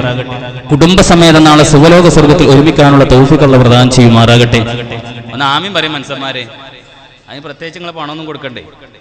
അള്ളാഹു നമ്മെ സ്വീകരിക്കുമാറാകട്ടെ. കൂട്ടുകുടുംബമൊത്ത് സ്വർഗസമേതത്തിൽ ഉല്ലസിക്കാനുള്ള തൗഫീഖ് അല്ലാഹു പ്രദാനം ചെയ്യുമാറാകട്ടെ. ഇവിടെ നോക്കാൻ നിങ്ങൾ ഹുദഹുദ പറയാണ്, നബിയെ ഞാൻ പോയാ വെള്ളം കിട്ടും, ഒരുപക്ഷെ പരുന്ത് പോയാ വെള്ളം കിട്ടൂല എന്ന് പറഞ്ഞപ്പോ പാറി പരുന്ത് അതിനോട് കോപിത്ത് കേറി വരുന്നപ്പോൾ ഹുദഹുദ നേരത്തെ ശ്രദ്ധിക്കണേ. ഹുദഹുദ ഇങ്ങനെ പാറി പാറി പാറി പാറി ഇങ്ങനെ പോകുമ്പോ സ്ഥലമൊക്കെ മറന്നു ഹുദഹുദ അങ്ങനെ പോവുക. അങ്ങനെ പോയി സുലൈമാൻ നബിയുടെ ഭരണപ്രദേശം കഴിഞ്ഞ് യമൻ എന്ന നാട്ടിലേക്ക് എത്തിപ്പെട്ടു. ശ്രദ്ധിക്കണേ, ഈ ഹുദഹുദ ഇങ്ങനെ പാറി പാറി ക്ഷീണിച്ച് അവശനായപ്പോ എവിടെയും വെള്ളം കിട്ടാനില്ല, എവിടെയും വെള്ളമില്ല എന്ന് മനസ്സിലാക്കിയിട്ട് അല്പം ക്ഷീണം മാറ്റാമെന്ന് കരുതിയിട്ട് ഹുദഹുദ എന്ത് ചെയ്തു? ഒരു മരക്കൊമ്പിൽ പോയി അങ്ങോട്ട് ഇരുന്നു. ക്ഷീണം കുറച്ച് മാറ്റാന്ന്. ഇതിനിടയിലോ പാറി വരുന്നപ്പോൾ ഹുദഹുദ നേരത്ത് കേറി വരുന്നപ്പോൾ അതിനോട് കോപിത്ത് തിരിച്ചതാ ഒരു വളർത്തു പക്ഷി, നല്ല സുന്ദരിയായ ഒരു പക്ഷി ഹുദഹുദയുടെ സമീപത്ത് വന്നിരുന്നു. ഹുദഹുദയും പെൺപക്ഷി, വന്നതും പെൺപക്ഷി. രണ്ട് പെണ്ണുങ്ങൾ കണ്ടുള്ള അവസ്ഥ പിന്നെ പറയണോ? അവരിങ്ങനെ അങ്ങോട്ടും ഇങ്ങോട്ടും ചർച്ച ചെയ്തു, നീ എവിടുന്നാ വരുന്നത്? ഹുദഹുദയോട് ചോദിച്ചു, നീ എവിടുന്നാ വരുന്നത്? ആ സമയത്ത് പറഞ്ഞു, ഞാൻ എന്റെ നബിക്ക് കുറച്ച് വെള്ളം അന്വേഷിച്ചു വന്നതാ, ഞാൻ എന്റെ പ്രവാചകന് കുറച്ച് വെള്ളം അന്വേഷിച്ചു വന്നതാ. ഹുദഹുദ തിരിച്ചാ വളർത്തു പക്ഷിയോട് ചോദിച്ചു, അല്ല കൂട്ടരെ, നീ എവിടുന്നാ വരുന്നത്? ആ സമയത്ത് വന്ന പക്ഷി, വളർത്തു പക്ഷി പറഞ്ഞു, ഞാൻ യമൻ എന്ന നാട് ഭരിക്കുന്ന ബൽക്കീസ് രാജ്ഞിയുടെ വളർത്തു പക്ഷിയാ. ശ്രദ്ധിക്കണേ, ബൽക്കീസിന്റെ വളർത്തു പക്ഷിയാണ് ഞാൻ എന്റെ ബൽക്കീസ് രാജ്ഞിയുടെ ആജ്ഞപ്രകാരം ഇങ്ങനെ പാറി വന്നതാ. പക്ഷെ ഈ മരക്കൊമ്പിൽ സുന്ദരിയായ നിന്നെ കണ്ടപ്പോ നിന്നോട് കുറച്ച് കുശലാന്വേഷണം, കുറച്ച് നുണക്കഥയൊക്കെ പറഞ്ഞിരിക്കാന്ന് കരുതി ഇവിടെ ഇരുന്നത്. രണ്ടുപേരും അങ്ങോട്ടും ഇങ്ങോട്ടും ഇങ്ങനെ ചർച്ചയായി. ആ സമയത്ത് ഹുദഹുദ ചോദിച്ചു, യമൻ എന്ന നാട് ഭരിക്കുന്ന ബൽക്കീസ് രാജ്ഞി ആളെങ്ങനെ? അപ്പൊ വന്ന ആൾ പറഞ്ഞു, അയ്യോ ഇജ്ജ് കാണണം, എന്ത് നല്ല വഞ്ച, എന്ത് നല്ല മൊഞ്ച, നല്ല സുന്ദരിയായ ബൽക്കീസ് രാജ്ഞിയാണ് എന്റെ രാജ്ഞി എന്ന് പറഞ്ഞു. അപ്പൊ ഹുദഹുദ പറഞ്ഞു, കോടി എവിടുന്ന് പൊട്ടത്തി, എന്റെ രാജാവോ സുലൈമാൻ നബിയെ കുറിച്ച് കാണായിട്ടാണ് ഈ ഭൂലോകം അടക്കി ഭരിക്കാൻ അള്ളാഹു കഴിവ് കൊടുത്ത മഹാനാണ് സുലൈമാൻ നബി. എന്റെ നബിയെ കണ്ടിട്ടില്ലല്ലോ, എന്റെ രാജ്ഞിയൊക്കെ അപ്പുറത്തോട്ട് പൊട്ടാറാണ്. തമ്മിൽ പെണ്ണുങ്ങളുണ്ട കുശുമ്പ് കയറുകയാണ്, അല്ലേ? ആ പെണ്ണുങ്ങളെ കാര്യം എങ്ങനെയാണ്? ഞാൻ അപ്പൊ എന്താ എല്ലാതും പെണ്ണുങ്ങളെ മേത്തിക്കിടുന്നതെന്നൊക്കെ. പെണ്ണുങ്ങൾ ഒരു പരിപാടിയുടെ വിജയം പെണ്ണുങ്ങളാണ്, ഒരു പരിപാടിയുടെ പരാജയവും പെണ്ണുങ്ങളാണ്. അതെന്തേ? വിജയത്തിന് ഒരു സ്വർണ്ണാഭരണം, മോതിരതൊക്കെ ഒരു തരലുണ്ട്. നമുക്കറിയാം ഈ നാടിനെ പറ്റിയിട്ടൊക്കെ. കണ്ണൂർ പാപ്പനശ്ശേരിയിൽ 3 ദിവസം പരിപാടിക്ക് പോയപ്പോൾ അവിടുത്തെ ഒരു മദ്രസയുടെ വിപുലീകരണത്തിന്റെ ഒരു പരിപാടിക്ക് പോയിട്ട് 7 ലക്ഷം രൂപ 3 ദിവസം കൊണ്ട് അവിടുത്തെ സഹോദരിമാര് സ്വർണത്തിന്റെ ഗാതിരികളൊക്കെ ഊരിയിട്ടാ. അവിടുന്ന് പറഞ്ഞു, നരകത്തിലേക്ക് അകപ്പെടാനുള്ള വിറകുകളാണോ നിങ്ങൾ എന്നൊക്കെ ചോദിച്ചപ്പോ സ്വർണ്ണമുദ്രൊക്കെ അങ്ങോട്ട് കൊണ്ടുവന്നു. ഈ സ്വർണം എന്ന് പറയുമ്പോൾ ഇവർക്കൊരു അലങ്കാര വസ്തുവാണ്. ഇത് കാണിക്കാൻ വേണ്ടിയിട്ട് അവർ എന്തൊക്കെ അക്രമം കാണിക്കുന്നത്. ഇതിട്ടിട്ട് വെറുതെ കാണിക്കാനല്ലോ, ഇതിങ്ങോട്ട് വാങ്ങിക്കഴിഞ്ഞാൽ പിന്നെ ഒരു കല്യാണം വരണം, ഒരു വിരുന്ന് വരണം, അല്ലെങ്കിൽ ഒരു സമാധാനക്കട. ഞങ്ങളുടെ നാട്ടിലുണ്ട് അതേപോലെ ഒരു ഉമ്മ പുതിയ ന്യൂ മോഡൽ സ്വർണ്ണാഭരണമൊക്കെ വാങ്ങും. പക്ഷെ ഇത് കാണാൻ വേണ്ടിയിട്ട് എന്ത് ചെയ്യും? കല്യാണ വീട്ടിൽ പോയിട്ടൊന്ന് ആളാവല, വെറുതെ ഇങ്ങോട്ട് മെയിനാവും. അങ്ങനെ ഒരു കല്യാണ വീട്ടിൽ പോയി നല്ല പുതിയൊരു മോതിരം ഭർത്താവ് കൊണ്ടുവന്നു കൊടുത്തു. ഈ പമ്പറന്നോർക്ക് ഈ മോതിരം എല്ലാവരും കാണണമെന്ന് വലിയൊരു ആഗ്രഹം. മോതിരം പെട്ടെന്ന് ഇങ്ങനെ പിടിച്ചാൽ കാണില്ലല്ലോ. അപ്പൊ എന്ത് ചെയ്തു? ആ മോതിരം ചെറുവരലിലാണ് ഇട്ടു. എന്നിട്ട് ഒന്നാമത്തെ പന്തിയിൽ ഭക്ഷണം കൊടുക്കണം ആ പന്തലിന്റെ അവിടെ പോയിട്ട് പറഞ്ഞു, അവിടെ കുറച്ച് വെള്ളം കൊടുക്കട്ടാ. അണ്ടാ അവിടെ ചോറ് കിട്ടിയിട്ടില്ല, ചോറ് കൊടുത്താ അത് അങ്ങോട്ട് വന്നാണി അണ്ടാ എല്ലാരും ഈ മോതിരം ഇങ്ങനെ കാണാൻ വേണ്ടിയിട്ട്. അപ്പൊ ഈ ഉമ്മയുടെ അതേപോലെ തന്നെ വേറെ സഹോദരൻ മൂപ്പത്തിരി കമ്മലിട്ട് വന്നിട്ടുണ്ട്, കാതിൽ കമ്മലിട്ടുണ്ട്, മൂപ്പത്തിരിക്ക് അതും കാണണം. അപ്പൊ ഈ പെണ്ണെന്ന് പറയും അവിടെ വെള്ളം കൊടുക്കട്ടോ, വെള്ളം കൊടുക്കട്ട. അവിടെ ചോറ് കൊടുക്കട്ടോ, ചോറ് കൊടുക്കട്ട. തലങ്ങനാട്ടും ഇതിങ്ങനെ കാണുകയല്ലേ. കണ്ടാ പെണ്ണുങ്ങളാണത് സാധനം. ഇവിടുത്തെ പെണ്ണുങ്ങളല്ല കേട്ടോ, ഇവിടെയൊക്കെ ഹൂർലിങ്ങളാണ്. ഉറങ്ങുമ്പോഴോ അള്ളാഹു നമ്മെ രക്ഷിക്കുമാറാകട്ടെ. ഇവിടെ നോക്കാൻ നിങ്ങള് രണ്ട് പെൺപക്ഷിയല്ലേ പാറി പറന്നു വരുന്നതും ആകാശത്ത് കയറി വരുന്നപ്പോൾ ഹുദഹുദ നേരത്ത് കണ്ട് പരുന്നപ്പോൾ അതിനോട് കോപിത്ത് രണ്ടും വഴിയും അതേ നിത്യതവാദിത്ത്. ശ്രദ്ധിക്കണേ, ഈ ഹുദഹുദയും യമനിലെ ബൽക്കീസ് രാജ്ഞിയുടെ വളർത്തുപക്ഷിയും രണ്ടുപേരും അങ്ങോട്ടും ഇങ്ങോട്ടും വാദിക്കാൻ തുടങ്ങി. അങ്ങോട്ടും ഇങ്ങോട്ടും കശപിശയായി. എന്റെ നബിക്കാണ് ഏറ്റവും കൂടുതൽ സൗന്ദര്യം. അപ്പൊ വന്ന പക്ഷി പറഞ്ഞു, അല്ല, എന്റെ രാജകുമാരി ബൽക്കീസിനാണ് സൗന്ദര്യം. ഇവരിങ്ങനെ പരസ്പരം പറഞ്ഞപ്പോ ഹുദഹുദ ചോദിച്ചു, എങ്കിൽ നിങ്ങളുടെ രാജ്ഞിയെ എനിക്കൊന്ന് കാണാൻ പറ്റുമോ? യമൻ എന്ന നാട് ഭരിക്കുന്ന ബൽക്കീസ് രാജ്ഞിയെ എനിക്കൊന്ന് കാണാൻ പറ്റുമോ എന്ന് ചോദിച്ചപ്പോൾ പറയുന്നു, ഹുദഹുദ ചരിതവും വിരുത്തട്ടെ, പറയുന്നു ആ പക്ഷി ദൂരെ പറന്നപ്പോൾ അവരുടെ മുഖാത്തബ് തിളങ്ങുന്നു, നളർക്കുന്നു ആകാശിയുടനെ അടുക്കുന്നു ആ പക്ഷി. ഇരുപേരും പരിചയപ്പെടുത്തുന്ന സമയം പറയുന്നു സുലൈമാൻ നബിയുടെ ഉദയം. ഇത് കേട്ട് മറുപക്ഷി പറയുന്നു സദയം, ജിന്നുകൾ ഇരിപ്പാണ് അതുപോലെ ഇൻസുകൾ തിരുപ്പാണ്. ഇഹലോകമടങ്കലും ഭരിക്കുന്നതവരാ, ഈമാനിൽ കതിർ കത്തി വിരിയുന്ന മരരാ. ഇതുപോലെ ലോകത്തില്ല മറ്റൊരാളും അതിരാ. പറയുന്നു ബൽക്കീസ് അവളുടെ പേരിലും മത കേസ്. പറയുന്നു ഹുദഹുദ ചരിതവും തിരുത്തിട്ടെ, പറയുന്നു ആ പക്ഷി ദൂരെ പറന്നപ്പോൾ അവരുടെ മുഖത്ത് തിളങ്ങുന്നേ, നനർക്കുന്നേ ആക്ഷി ഉടനെ അടുക്കുന്നു ആക്ഷി. ഹുദഹുദ വളർത്തുപക്ഷിയോട് ചോദിച്ചു, അല്ല കൂട്ടരെ, യമൻ എന്ന നാട്ടിൽ വന്നാൽ നിന്റെ രാജ്ഞിയെ എനിക്ക് കാണാൻ പറ്റുമോ എന്ന് ചോദിച്ചു. അപ്പൊ വളർത്തുപക്ഷി പറഞ്ഞു, പിന്നെന്താ, എന്റെ കൂടെ വാ, യമൻ എന്ന നാട് ഭരിക്കുന്ന ബൽക്കീസ് രാജ്ഞിയെ നിനക്ക് ഞാൻ നേരിട്ട് കാണിച്ചു തരാം എന്ന് പറയുന്നു ഹുദഹുദ. ചരിതവും വിരുത്തട്ടെ, പറക്കുന്നു ആ പക്ഷി. രണ്ടുപേരും ആ മരക്കൊമ്പിൽ നിന്ന് യമൻ എന്ന നാട് ഭരിക്കുന്ന നമ്മുടെ ബൽക്കീസ് രാജ്ഞിയെ കാണാൻ വേണ്ടി അങ്ങോട്ട് പറന്നു. എന്നിട്ടോ ഇരുവരും പരിചയപ്പെടുത്തുന്ന സമയം സുലൈമാൻ നബിയുടെ ഉദയം, എന്റെ പ്രവാചകൻ ഉദിച്ചത് ഈ ഭൂലോകം അടക്കി ഭരിക്കാനാ. മാത്രമല്ല ജിന്നുകൾ, പറവകൾ, പിശാചുകൾ എല്ലാം എന്റെ നബിക്ക് വഴിപ്പെടാറുണ്ട്. ഇവരിങ്ങനെ കുശലാന്വേഷണം പറഞ്ഞോട്ട്. എന്നിട്ടോ ഇഹലോകം അടങ്കലും ഭരിക്കുന്നതവരാ, ഈമാനിൻ കാകൃതി വിരിയുന്ന മലരാ. ഇതുപോലെ ലോകത്തിൽ മറ്റൊരാളും എതിരാ. പറയുന്നു ബൽക്കീസ് അവളുടെ പേരിലും മത കേസ്. വളർത്തുപക്ഷി സുലൈമാനിയെ പറ്റി പറഞ്ഞു, ആര് കാണാ? ഇവര് രണ്ടുപേരും കണ്ടു. ഈ ബൽക്കീസ് ആ സമയത്ത് ഹുദഹുദയോട് വളർത്തുപക്ഷി പറഞ്ഞു, കൂട്ടരെ അങ്ങോട്ട് അടുത്തേക്ക് നിങ്ങൾ പോകണ്ട, കൊണ്ടോ ഒരുപാട് പട്ടാളക്കാരുണ്ട്, അവരുടെ കയ്യിൽ വാളു, കുന്തം, അമ്പ്, ചാട്ടുളി പോലത്തെ ആയുധങ്ങളുണ്ട്. നിന്നെ എങ്ങാനും ഒരുപക്ഷെ കണ്ടാല് നിന്നെ ഒരുപക്ഷെ അമ്പ ഇതുകൊണ്ട് നീ കീഴ്പ്പെടുത്തും, കൊലപ്പെടുത്തും എന്ന് പറഞ്ഞപ്പോ ഇവര് രണ്ടുപേരും ശ്രദ്ധിക്കണേ, ഈ യമൻ എന്ന ബൽക്കീസ് രാജ്ഞിയുടെ സിംഹാസനത്തിന് തൊട്ടടുത്തുള്ള ഒരു മരക്കൊമ്പിൽ ഇവര് രണ്ടുപേരും ഇരുന്നു. ശ്രദ്ധിക്കണം. ആ വളർത്തുപക്ഷി യമൻ എന്ന നാട് ഭരിക്കുന്നത് ബൽക്കീസ് രാജ്ഞിയെ വളർത്തുപക്ഷി പറഞ്ഞു, കൂട്ടരെ ആ തുറന്നിട്ട ജനാല കണ്ടോ? ആ തുറന്നിട്ട ജനാല കണ്ടോ? അവിടേക്ക് ഇങ്ങനെ സൂക്ഷിച്ചു നോക്കിക്കോ, ഇപ്പൊ വരും എന്റെ രാജ്ഞി. എന്റെ രാജ്ഞി ഈ സെക്കൻഡിൽ വരാൻ സാധ്യതയുണ്ട് എന്ന് പറഞ്ഞിട്ട് ഇവര് രണ്ടുപേരും കണ്ണ് ഇമവെട്ടാതെ, കണ്ണിൽ എണ്ണ നിറച്ചെന്നൊക്കെ നമ്മൾ പറയാറില്ലേ, അതുപോലെ രണ്ടുപേരും ആ മരക്കൊമ്പിൽ ഇരുന്നു കൊണ്ട് സിംഹാസനത്തിന്റെ അടുത്തുള്ള ആ ജനാലിലേക്ക് ഇങ്ങനെ നോക്കിയിരിക്കുക. പറയുന്നു ബൽക്കീസ് അവളുടെ പേരിലും അതാ കേസ്. ശ്രദ്ധിക്കണം.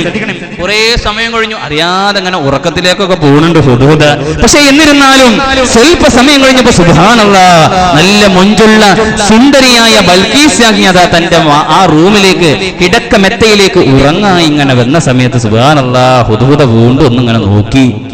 ജീവിതത്തിൽ ഇത്രയും സൗന്ദര്യമുള്ള ഒരു പെണ്ണിനെ ആര് കണ്ടിട്ടില്ല? ഹുദ്ഹുദ കണ്ടിട്ടില്ല. നല്ല മൊഞ്ചുള്ള പെണ്ണാണ്. അതാ തന്റെ ബെഡിലേക്ക് ഈ മലർന്നു കിടന്ന് നമ്മുടെ ബൽക്കീസ് രാജ്ഞി ഇങ്ങനെ നല്ല ഉറക്കത്തിലായി. നല്ല ഉറക്കത്തിലാ. അങ്ങനെ സൂക്ഷിച്ചു നോക്കുമ്പോ സുബ്ഹാനല്ലാഹ്, ഇവള് പറഞ്ഞത് ശരി തന്നെ. ഇത്രയും സൗന്ദര്യമുള്ള ഒരു പെണ്ണിനെ, ഇത്രയും മൊഞ്ചുള്ള ഒരു പെണ്ണിനെ, രാജകുമാരിയെ ഞാൻ എന്റെ ജീവിതത്തിൽ കണ്ടിട്ടില്ല. അങ്ങനെ നോക്കുമ്പോ നല്ല മൊഞ്ചുള്ള പെണ്ണ്. എന്നിട്ടോ ഒരുപാട് നേരം നിന്നു. പക്ഷേ എന്തിനു വേണ്ടി വന്നു, എന്തിനു വേണ്ടിയാണ് യമൻ എന്ന നാട്ടിലേക്ക് ഞാൻ വന്ന് എന്ന കാര്യം ആര് മറന്നു? ഹുദ്ഹുദ മറന്നു. സുലൈമാൻ നബി വെള്ളത്തിന് വിട്ടതാ. നിസ്കാരത്തിന്റെ സമയമൊക്കെ കഴിഞ്ഞു, വെള്ളം കുടിക്കാനുള്ള എല്ലാ പ്രയാസവും കഴിഞ്ഞു. അപ്പോഴും ഹുദ്ഹുദയുടെ മനസ്സിൽ ബൽക്കീസ് ഇങ്ങനെ തിളങ്ങി നിൽക്കുക. മൊഞ്ചുള്ള പെണ്ണല്ലേ. ഈ ഒരു സ്വപ്നം കണ്ടിട്ട്, ഈ ഒരു സൂക്ഷ്മത കണ്ടിട്ട്, ഈ ബൽക്കീസ് മുഖം കണ്ടിട്ട് വന്ന കാര്യം എന്തിനാന്നുള്ളത് അങ്ങോട്ട് മറന്നു. ശ്രദ്ധിക്കണം, വന്നത് എന്തിനാണെന്ന് മറന്നുപോയി. എന്നിട്ട് തിരിച്ചു ഹുദ്ഹുദ ഇങ്ങനെ പോരാ, തിരിച്ചു പോന്നു. സുലൈമാൻ നബിയുടെ സമീപത്തെത്തിയപ്പോ സുലൈമാൻ നബി ചോദിച്ചു, അല്ല ഹുദ്ഹുദേ, എവിടെ വെള്ളം? കുറെ സമയമായാലോ പോയിട്ടുള്ളത്, നീ വെള്ളത്തിന് പോയതല്ലേ, എവിടെയാണ് വെള്ളം എന്ന് ചോദിച്ചപ്പോ ഹുദ്ഹുദ അപ്പൊ അന്തം വിട്ടു. നബിയേ, ഞാൻ സത്യത്തിൽ പോയത് വെള്ളത്തിന്. പക്ഷേ യമൻ എന്ന നാട്ടിൽ പോയി അവിടെ വെള്ളം അന്വേഷിക്കാൻ വേണ്ടി പോയിരുന്നപ്പോ വേറൊരു മറുപക്ഷിയെ കണ്ടു. അവളുടെ രാജ്ഞിയുടെ മഹത്വമെല്ലാം പറഞ്ഞപ്പോ ഒന്ന് കാണാൻ വേണ്ടിട്ട് നാട്ടിലേക്ക് പോയി. അപ്പൊ സുലൈമാൻ നബി പറഞ്ഞു, ഇത് ഞാൻ വിശ്വസിക്കൂല, ഇത് ഞാൻ വിശ്വസിക്കൂല. നീ മറഞ്ഞതിന് യഥാർത്ഥ കാരണം ബോധിച്ചോ, അല്ലെങ്കിൽ ഇവിടെ വെച്ച് തന്നെ ഞാൻ അറുക്കും പറഞ്ഞു ഹുദ്ഹുദയോട്. ശ്രദ്ധിക്കണം. ഹുദ്ഹുദ പറഞ്ഞു, നബി ഞാൻ പറഞ്ഞത് സത്യമാണ്, ഞാൻ പോയി എന്നുള്ളത് സത്യമാണ്. മരക്കൊമ്പിൽ ഞാൻ പോയിരുന്നു, അതാ അമ്പരം മുട്ടുന്ന മണിമാളികൾ ഞാൻ കണ്ടു. അതിനിടയിൽ ജനാലയിലേക്ക് ഞാൻ അകത്തേക്കൊന്ന് നോക്കുമ്പോ എന്തേ സൗന്ദര്യ തോപ്പിൽ നിൽക്കും അഴകാണി റാണി ബൽക്കീസ്, ഇണയാക്കാൻ കൊതിയും പൂത്ത് വരവുണ്ട് പുരുഷ കേസ്. സൗന്ദര്യ തോപ്പിൽ നിൽക്കും അഴകാണി റാണി ബൽക്കീസ്, ഇണയാക്കാൻ കൊതിയും പൂത്ത് വരവുണ്ട് പുരുഷ കേസ്. മൊഞ്ചത്തിയവളുടെ തഞ്ചത്തിൽ പറ്റുന്ന മൊഞ്ചായമാർ വന്നിട്ടില്ല. മൊഞ്ചത്തിയവളുടെ തഞ്ചത്തിൽ പറ്റുന്ന മൊഞ്ചായമാർ വന്നിട്ടില്ല. സൗന്ദര്യ തോപ്പിൽ നിൽക്കും അഴകാണി റാണി ബൽക്കീസ്, ഇണയാക്കാൻ കൊതിയും പൂത്ത് വരവുണ്ട് പുരുഷ കേസ്. ആരെയും കൊതികൂട്ടും മയിൽപ്പീലി കണ്ണികളും അരയന്ന നടയിൽ കാണാമ പെണ്ണവളും കിലുകീല ആരവ വിട്ടിടും വളകളും കാലിൽ കീല കിലുങ്ങും തളകളും മണ്ണിൽ ഇതുപോൽ ഇല്ല പെണ്ണ് എന്ത് ചന്തം റാണി ബൽക്കീസ്. സൗന്ദര്യ തോപ്പിൽ നിൽക്കും അഴകാണി റാണി ബൽക്കീസ്, ഇണയാക്കാൻ കൊതിയും പൂത്ത് വരവുണ്ട് പുരുഷ കേസ്. സുലൈമാൻ നബി ഹുദ്ഹുദയോട് ചോദിച്ചു, അല്ല ഹുദ്ഹുദേ, നീ എവിടേക്കാണ് പോയത്? ആ സമയത്ത് ഹുദ്ഹുദ പറഞ്ഞു, നബിയേ, ഞാൻ യമൻ എന്ന നാട്ടിൽ അടുത്തേക്ക് പോയി ആ പ്രദേശത്തേക്ക് എത്തിപ്പെട്ടപ്പോ ഒരു വളർത്തുപക്ഷിയെ കണ്ടു. ഞങ്ങൾ തമ്മിൽ ഇങ്ങനെ കുശലാന്വേഷണം പറയുമ്പോ യമൻ എന്ന നാടിന്റെ രാജ്ഞിയുടെ മഹത്വം ആര് പറഞ്ഞു? വളർത്തുപക്ഷി പറഞ്ഞപ്പോ അവളെ കാണാൻ വേണ്ടി ഞാൻ ആ കൊട്ടാരത്തിന്റെ സമീപത്തേക്കൊന്ന് പോയി നബിയേ. ആ സമയത്ത് സുലൈമാൻ നബി ചോദിച്ചു, ഇങ്ങോട്ട് കണ്ടോ? ഈ കണ്ടു. എങ്ങനെയുണ്ട് രാജകുമാരി? സൗന്ദര്യ തോപ്പിൽ നിൽക്കും അഴകാണി റാണി ബൽക്കീസ്, ഇണയാകാൻ ശ്രദ്ധിക്കണേ കൊതിയും പൂത്ത് വരവുണ്ട് പുരുഷ കേസ്. 18 വയസ്സേ നമ്മുടെ രാജകുമാരിക്കായിട്ടുള്ളൂ, ബൽക്കീസിനായിട്ടുള്ളൂ. ദിവസവും ഓരോ ആളുകളെ വിവാഹം ചോദിച്ച് ഇങ്ങനെ വരിക. രാജാക്കന്മാര് വരുന്നു, മന്ത്രിമാര് വരുന്നു, പട്ടാള ക്യാപ്റ്റന്മാര് വരുന്നു, ഒരുപാട് ആളുകൾ വരുന്നുണ്ട്. പക്ഷേ ഈ പെണ്ണെന്ത് പറയും? എനിക്ക് കല്യാണം വേണ്ട.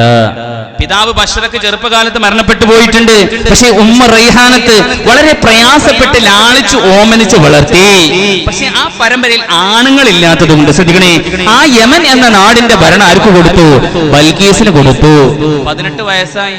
ഒരു കല്യാണം വന്നാൽ ഈ പമ്പറന്നോട് പറയും, എനിക്ക് പറ്റിയില്ല, എനിക്ക് പറ്റിയില്ല. നല്ല സൗന്ദര്യ ആളുകൾ വരുന്നുണ്ട്, നല്ല ഉമേറിനെ പോലെയുള്ള നല്ല ഗ്ലാമറുള്ള ആളുകൾ വരുന്നുണ്ട്. അപ്പൊ നിങ്ങളിരുന്നു, ഇതപ്പോ അത്ര വലിയ ഗ്ലാമർ. അങ്ങനെയല്ല. ഈ കഥ പറയുമ്പോൾ പ്രത്യേകിച്ച് കല്യാണത്തിന്റെയും നിക്കാഹിന്റെയും കഥ പറയുമ്പോൾ പ്രത്യേകിച്ച് ഉമേറിനൊരു പൂതിണ്ട്, ഓനക്കൊന്ന് കെട്ടണം എന്നൊക്കെ. പരിപാടിയൊക്കെ കഴിഞ്ഞ് റൂമിൽ പോയാൽ അപ്പം പറയും ഉസ്താദേ ഇന്നത്തെ കഥ നന്നായിട്ട് പറ്റി. നിങ്ങളാ സൗന്ദര്യത്തോപ്പിലൊക്കെ പാടിയപ്പോ എനിക്കും ഒരു പൂതി, എന്തേ ഒന്ന് കെട്ടിയാലോന്ന്. നല്ല സംഭവല്ലേ കെട്ടാല് ലേ ലേ. ഒരു രണ്ട് കാര്യത്തിലാ താല്പര്യം എന്റെ പിന്നണിക്ക് ഉമേറിന്. രണ്ട് കാര്യത്തിലാ. ഒന്ന് പെണ്ണ് കെട്ടാനും ഒന്ന് തീറ്റി. ഇതിന് രണ്ടിനും ഓനെ കവിച്ചേക്ക ആരുമില്ല. ഭക്ഷണകാര്യൊക്കെ റബ്ബേ എന്താ മൂപ്പര തീറ്റ കണ്ട അന്തം വിട്ടുപോകും. ഇപ്പൊ ഒരു മൂന്നാക്ക് നിന്ന ചോറ് അകത്തുനിന്ന് ആക്കിയിട്ടാ പോവാൻ വന്നിരിക്കണത്. കണ്ട വേ ഇരിക്കണ കണ്ട. എനിക്ക് ഇരിക്കാൻ വയ്ക്കണില്ല, ഓനിക്ക് ഇരിക്കണം. ചടച്ചക്കണ്. ഈ ഫറോക്കിൽ പരിപാടിക്ക് പോയപ്പോ ആക്കോട്, നമ്മുടെ മുസ്തഫ ഹുദവിയുടെ ആക്കോടിന്റെ അടുത്തൊരു പരിപാടിക്ക് പോയപ്പോ 3 ദിവസത്തെ പരിപാടിയായിരുന്നു. യമനിലെ തീച്ചുളയിൽ വാടാത്ത പുഷ്പം എന്ന വിഷയത്തെ കുറിച്ചിട്ട്. അപ്പൊ അവിടെ സാദാത്തുക്ക എന്ന് പറയുന്നത് കാക്കാന്റെ വീട്ടിലായിരുന്നു താമസം. മൂപ്പര് അപ്സ്റ്റേറിലായിരുന്നു ഞങ്ങൾക്ക് 3 ദിവസം താമസം. മൂപ്പര് വിദേശത്തേക്ക് പോയി കഴിഞ്ഞ ആഴ്ച. അള്ളാഹു ആ ബിസിനസ്സിലൊക്കെ ഹൈറും ബറക്കത്തും നൽകി അനുഗ്രഹിക്കുമാറാകട്ടെ. പ്രത്യേകിച്ച് ദുആ ചെയ്യാൻ പറഞ്ഞിട്ടുണ്ട്. 3 ദിവസം മൂപ്പര വീട്ടിൽ നിന്നായിരുന്നു ഭക്ഷണമൊക്കെ. സുബ്ഹി നിസ്കാരത്തിന് ശേഷം മൂപ്പര് മുകളിലേക്ക് കയറി വരും ചായയും പലഹാരമായിട്ട്. ദിവസവും വരും. ഉമേറിനെ കണ്ടിട്ടാന്ന് അറിയില്ല, ദിവസവും വരാറുണ്ട്. 2ാമത്തെ ദിവസം കഴിഞ്ഞപ്പോൾ ഇടക്കിടക്ക് വാതിൽ തുറന്നിങ്ങനെ താഴത്തേക്ക് നോക്കും ഉമേറ്. സാദാത്തുക്കാരനെ കാണാനുള്ള പൂതി കൊണ്ടല്ല, വല്ലതും കിട്ടുമോ എന്നുള്ള പൂതി കൊണ്ടാ. 2ാമത്തെ ദിവസം കൊണ്ടുവന്നത് എന്താ? പഴമായിരുന്നു. അതിലൊരു ഇരട്ടപ്പഴം ഉണ്ടായിരുന്നു. ഇരട്ടപ്പഴം പറഞ്ഞാൽ അറിയില്ല ഇവിടെ? അറിയാ? കൂട്ടി യോജിച്ച പഴല്ലേ? അതിലൊരു ഇരട്ടപ്പഴം ഉണ്ടായിരുന്നു. അങ്ങനെ പഴം കൊണ്ടുവന്നു, ടേബിളിൽ വെച്ചു, ചായ കുടിക്കാനിരുന്നു. ഇവൻ വേഗം എടുത്തതാ ഇരട്ടപ്പഴ. അത് കണ്ടപ്പോൾ എനിക്കൊരു വലിയൊരു ആഗ്രഹം തോന്നി. ഇരട്ടപ്പഴം എടുത്തിട്ട് തൊലിയൊക്കെ എടുത്തിട്ട് അത് ഭക്ഷിക്കാൻ ഇരിക്കുന്ന സമയത്ത് ഞാൻ ഉമേറിനോട് പറഞ്ഞു, ഉമേറേ പണ്ടത്തെ കാരണവന്മാര് പറയാറുണ്ട് ഇരട്ടപ്പഴം തിന്നാ ഇരട്ടക്കുട്ടികളെ പെറുള്ളൂ എന്നുള്ളത്. അപ്പൊ വേഗം അവിടെ വെച്ചു, എനിക്ക് വേണ്ടാറിഞ്ഞു. പിന്നെ അതെടുത്തിട്ട് ചോദിച്ചു, അല്ലോ ഉസ്താദെ ആണാവോ പെണ്ണാവോ ചോദിച്ചു. അപ്പൊ പഴത്തിന്റെ രൂപം കണ്ടിട്ട് പെണ്ണാവാനാ സാധ്യത. അപ്പൊ വീണ്ടും അവിടെ വെച്ചു, പെണ്ണാണെങ്കിൽ എനിക്ക് തീരെ വേണ്ടാറിഞ്ഞു. ആണാണെങ്കിൽ വല്ലതും ഇങ്ങോട്ട് ആക്കാലോ, വീണ്ടും അതവിടെ വെച്ചു. ഞാനങ്ങനെ ബാത്റൂമിൽ പോയി കുളിക്കാൻ വന്നു നോക്കുമ്പോ പഴവും കാണാല്ല, തൊലിയും കാണാല്ല. ഏതായാലും എൻ്റെ ഒരു ആഗ്രഹമുണ്ട്, ഇരട്ടക്കുട്ടികൾ. അള്ളാഹു ആ ആഗ്രഹം നിറവേറ്റി കൊടുക്കുമാറാകട്ടെ. ഒരു ഇരട്ടക്കുട്ടികളെ തന്നെ അള്ളാഹു എനിക്ക് കൊടുക്കട്ടെ. എന്നാ ഓൻ്റെ അടങ്ങേറ് കുറച്ചൊക്കെ നമുക്കും കാണാമല്ലോ. ലേ അങ്ങനെയാണ് കല്യാണം കഴിയാന്നൊക്കെ പറഞ്ഞാൽ അങ്ങനെയാണ്. ഇപ്പൊ കല്യാണം കഴിയാത്ത ഞാൻ ഒരു വെറുതെ പറയല്ല, കഥയിൽ നിന്ന് വഴുതി പോവല്ല. പക്ഷെ എല്ലാം കൂടി ആകുമ്പോഴാണ് കഥാപ്രസംഗം ആവുള്ളൂ. അല്ലേ പിന്നെ പ്രഭാഷണം വെച്ചാൽ പോരെ. അങ്ങനെയുണ്ട് ചോദ്യം. ഒരു സ്ഥലത്ത് പോയിട്ട് അതെ ഇവിടെ കൂടുതലും നമ്മൾ തമാശയൊന്നും നിങ്ങൾ പറയണ്ടായിരുന്നു. തിരുവനന്തപുരത്തെ സ്ഥലത്ത് പോയിട്ട് ഞാൻ അങ്ങനെ കഥ അങ്ങനെ പറഞ്ഞു പോയി. ചെറുപ്പക്കാര് 1ാമത്തെ ദിവസം പരിപാടി കഴിഞ്ഞിട്ട് സ്റ്റേജിന്റെ വേഗം വെച്ചു, ഇതിനാണെങ്കിൽ ഇപ്പൊ ഞങ്ങളെ ഇവിടെ തന്നെ ഉണ്ടല്ലോ പ്രഭാഷകന്മാര് ചോദിച്ചു. അപ്പൊ പറഞ്ഞു കുറെ ആളുകൾ എന്നോട് തമാശ വേണ്ടാന്നാ പറഞ്ഞതാണ്.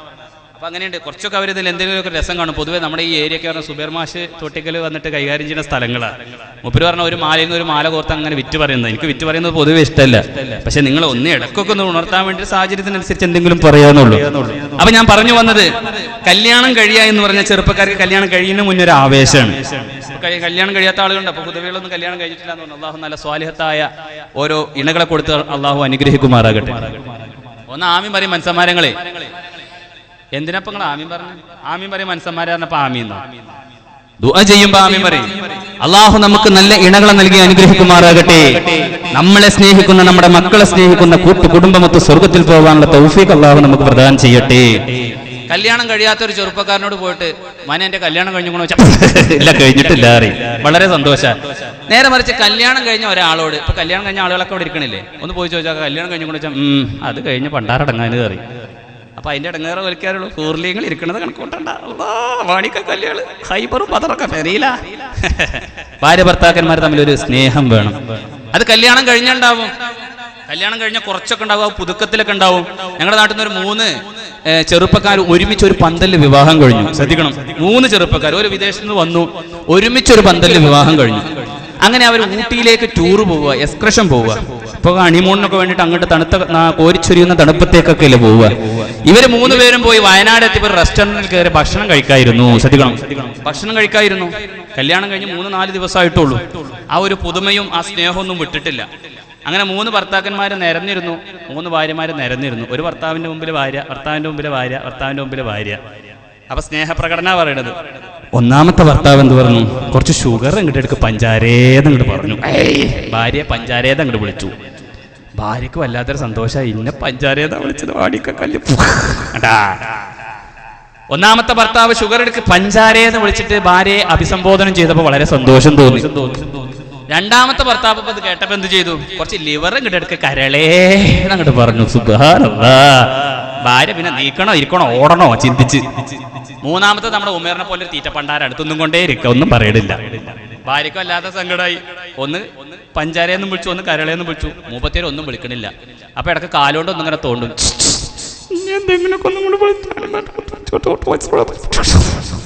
എന്നാ കുറച്ച് ബീഫ് ഇങ്ങോട്ട് എടുക്ക പോത്തേ എന്നാണ് പറയുന്നത് കേട്ടാ.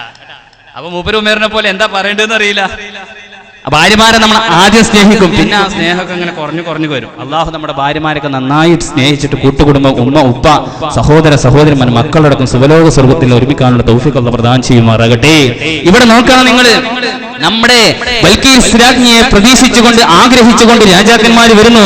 ആരെയും കൊതികൂട്ടും മയിൽപീലി കണ്ണുകളും അരയന്ന നടയല്ലേ കാണാമ പെണ്ണവളും കിലുകിലെ ആരവം ഇട്ടിടും വളകളും കാലിൽ കിലുങ്ങും തളകളും മണ്ണിൽ ഇതുപോൽ ഇല്ല പെണ്ണ് എന്ത് ചന്തം റാണി ബൽക്കീസ്. ചരിത്രം പറയാണ് ആരെയും കൊതികൂട്ടും മയിൽപീലി കണ്ണുകളും. ഇനി ബൽക്കീസിന്റെ ചെറിയൊരു സൗന്ദര്യം പറയാം, കുറെ പറയാനുണ്ട്, പക്ഷെ കുറച്ചൊന്ന് പറയാം. ആരെയും കൊതിയൂട്ടും മയിൽപീലി കണ്ണുകളും. മയിൽപീലിയുടെ പോലെയായിരുത്രേ ബൽക്കീസിന്റെ കണ്ണ്. എന്നിട്ടോ അരയെന്ന നടയല്ലേ കാണാമ പെണ്ണുകളും. അരയെണ്ണം എന്ന് പറഞ്ഞാൽ താറാവ്. താറാവിനെ കണ്ടുകണ? താറാവ് നടക്കുമ്പോ ഒരു കൊഞ്ചിക്കുഴയിലില്ലേ, രസല്ലേ? അതുപോലെയാണ് അത്രേ ബൽക്കീസ് രാജ്ഞി നടക്കുക. എന്നിട്ടോ കിലുക്കിലെ ആരവം ഇട്ടിടും വളകളും.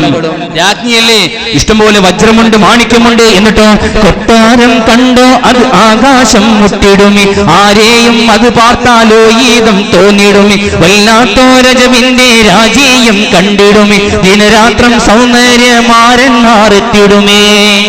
ദിവസവും രാജാക്കന്മാർ വരുന്നു, പട്ടാളക്കാർ വരുന്നു, പക്ഷേ ഈ പെണ്ണിന് പറ്റണില്ല.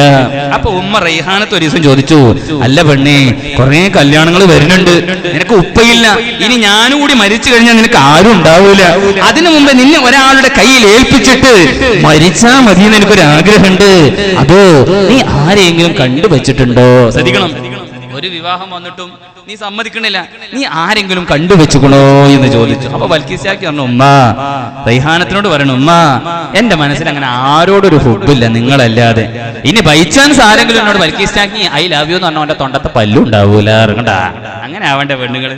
ഇപ്പൊ ആരാ വടിയും കൊണ്ട് നിങ്ങളതല്ല വന്നത്?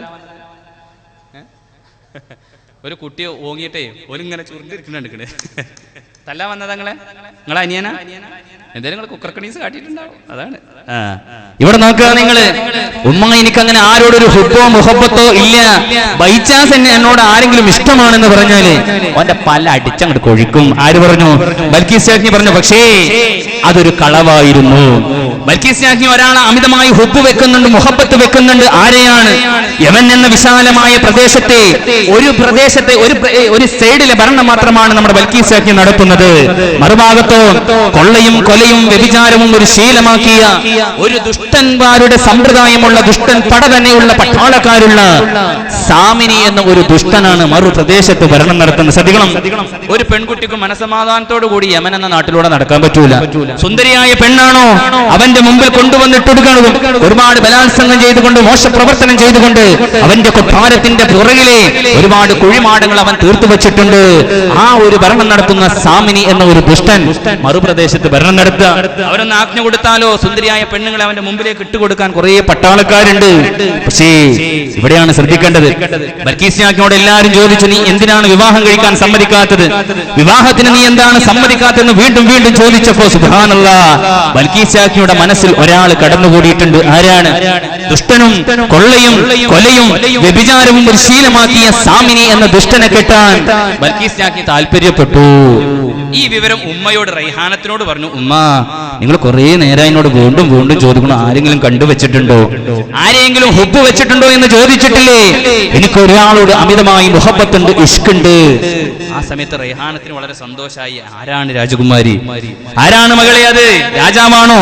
പട്ടാളക്കാരനാണോ, മന്ത്രിയാണോ, പൗറുണ്ടോ, പത്രാസുണ്ടോ, പണമുണ്ടോ, ഇതിങ്ങനെ ചോദിക്കുന്നതിനിടയിൽ ബൽക്കീസ് രാജ്ഞി റൈഹാനത്തിനോട് പറഞ്ഞു, ഉമ്മാ, ഞാൻ ഇഷ്ടപ്പെടുന്നത് നമ്മുടെ അയൽ രാജ്യം ഭരിക്കുന്ന സാമിനിയെ ആണ്. സുബ്ഹാനല്ലാഹ്. ഇത് കേൾക്കേണ്ട താമസം റൈഹാനത്ത് ഉമ്മ പറഞ്ഞു, എടീ നടക്കില്ല, ഇതാണല്ലേ നിന്റെ മനസ്സിൽ മാസങ്ങളായി വർഷങ്ങളായി നിന്നോട് വിവാഹം കഴിക്കാൻ പറയുമ്പോ ആ കൊള്ളയും കൊലയും വ്യഭിചാരവും ശീലമാക്കിയ ആ ദുഷ്ടനെയാണോ നീ കണ്ടുവച്ചിരുന്നത്? ഇതിന് ഞാൻ സമ്മതിക്കൂല, ഈ വിവാഹത്തിന് ഞാൻ സമ്മതിക്കൂല. നല്ല പട്ടാളക്കാർ വന്നിട്ട് നീ സമ്മതിച്ചിട്ടില്ല, നല്ല മന്ത്രിമാര് വന്ന് സുന്ദരന്മാരായ രാജാക്കന്മാർ വന്നിട്ട് പോലും നീ വിവാഹത്തിന് സമ്മതിച്ചില്ലല്ലോ.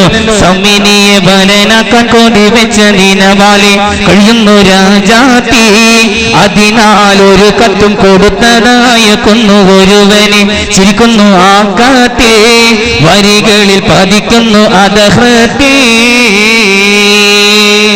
വരി കണ്ട സാമിനിക്ക് മനതാരിൽ കുളിര്, ഹരിക്കുന്ന ശരീരവും ലഭിച്ചല്ലോ തളിര്, ഹരിവളം കയ്യുമൊന്ന് പിടിച്ചല്ലോ മലര്, മാറിൽ ചേർക്കേണം മതിമരം നിഷ്കില് മുക്കേണം, അനുദിനം കൊതിയുടെ തിരമലായിക്കുന്നു ഒരുവനെ ചിരനത്രം കൊഴിയുന്നേ, നിക്കാഹിന്റെ സുദിനവും അടുക്കുന്നേ, സാമിനിയെ വരളക്കാൻ കൊതി വെച്ച് നിലവാൻ കഴിയുന്ന രാജാത്തി, അതിനാൽ ഒരു കത്തും കൊടുത്തതായ ഒരുവനെ ചിരിക്കുന്നു അതഹൃത്തി, വരികളിൽ പതിക്കുന്നു അതഹൃത്തിന്.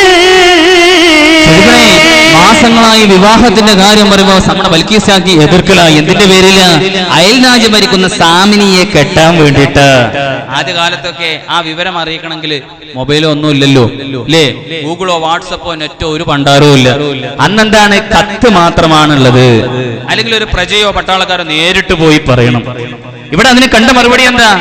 സാമിനിയെ കെട്ടണമെന്ന് ഉമ്മ റൈഹാനത്തിനോട് വീണ്ടും വീണ്ടും ആക്കി കൊടുത്തപ്പോ റൈഹാനത്ത് ഉമ്മ പറഞ്ഞു, ഒരിക്കലും അത് നടക്കൂല, ആ വിവാഹം നടക്കൂല, നീ കല്യാണം കഴിയാതെ ഈ കൊട്ടാരത്തിന് ഭണ്ഡാരടങ്ങിയാലും ആ രാജാവിനെ കെട്ട ഞാൻ അയക്കൂല പറഞ്ഞു. ആ സമയത്ത് ബൽക്കീസ് രാജ്ഞി പറഞ്ഞു, ഉമ്മ, ഈ വിവാഹത്തിന് ബൈ ചാൻസ് നിങ്ങൾ സമ്മതിച്ചിട്ടില്ലെങ്കിൽ ഈ കൊട്ടാരത്തിൽ നിങ്ങൾ ഒരു മയ്യത്ത് കാണും പറഞ്ഞു. സുബ്ഹാനല്ലാഹ്. അത് കേട്ടപ്പോ ഉമ്മാക്കൊരു പേടിയായി. ആകളുടെ മകള് ഇനി അത് മയ്യത്താവണ്ട എന്ന് കരുതിയിട്ടോ ആ വിവാഹത്തിന് സമ്മതിച്ചു. പ്രിയമുള്ളവരെ, ദുഷ്ടനാണെന്ന് മനസ്സിലായി, കൊള്ളയും കൊലയും വ്യഭിചാരവും ശീലമാക്കിയ ആളാണെന്ന് അറിഞ്ഞിട്ട് പോലും ഉമ്മ അതിന് കൂട്ടുനിന്നു. എന്തിന്റെ പേരില? തന്റെ മകള് നഷ്ടപ്പെടാതിരിക്കാൻ വേണ്ടി. എന്നിട്ടോ വരി കണ്ട സാമീനിക്ക് മനതാരിൽ കുളിര്, ധരിക്കുന്ന ശരീരവും ലഭിച്ചല്ലോ തളിര്, തരിവള കയ്യുമൊന്ന് പിടിച്ചത മലര്. ഈ വിവരം അയൽരാജ്യം ഭരിക്കുന്ന സാമിനിയെ അറിയിക്കണ്ടേ? അതിന് കണ്ടത് എന്താ? ബൽക്കീസ് രാജ്ഞി ഒരു എഴുത്തെഴുതി, ഒരു കത്തെഴുതിയിട്ട് എന്താണ് കത്തിന്റെ ഉള്ളടക്കം? അയൽരാജ്യം ഭരിക്കുന്ന ബൽക്കീസ് എഴുതുന്ന കത്ത്, എനിക്ക് നിങ്ങളെ വിവാഹം കഴിക്കാൻ താല്പര്യമുണ്ട്. സുബ്ഹാനല്ലാഹ്.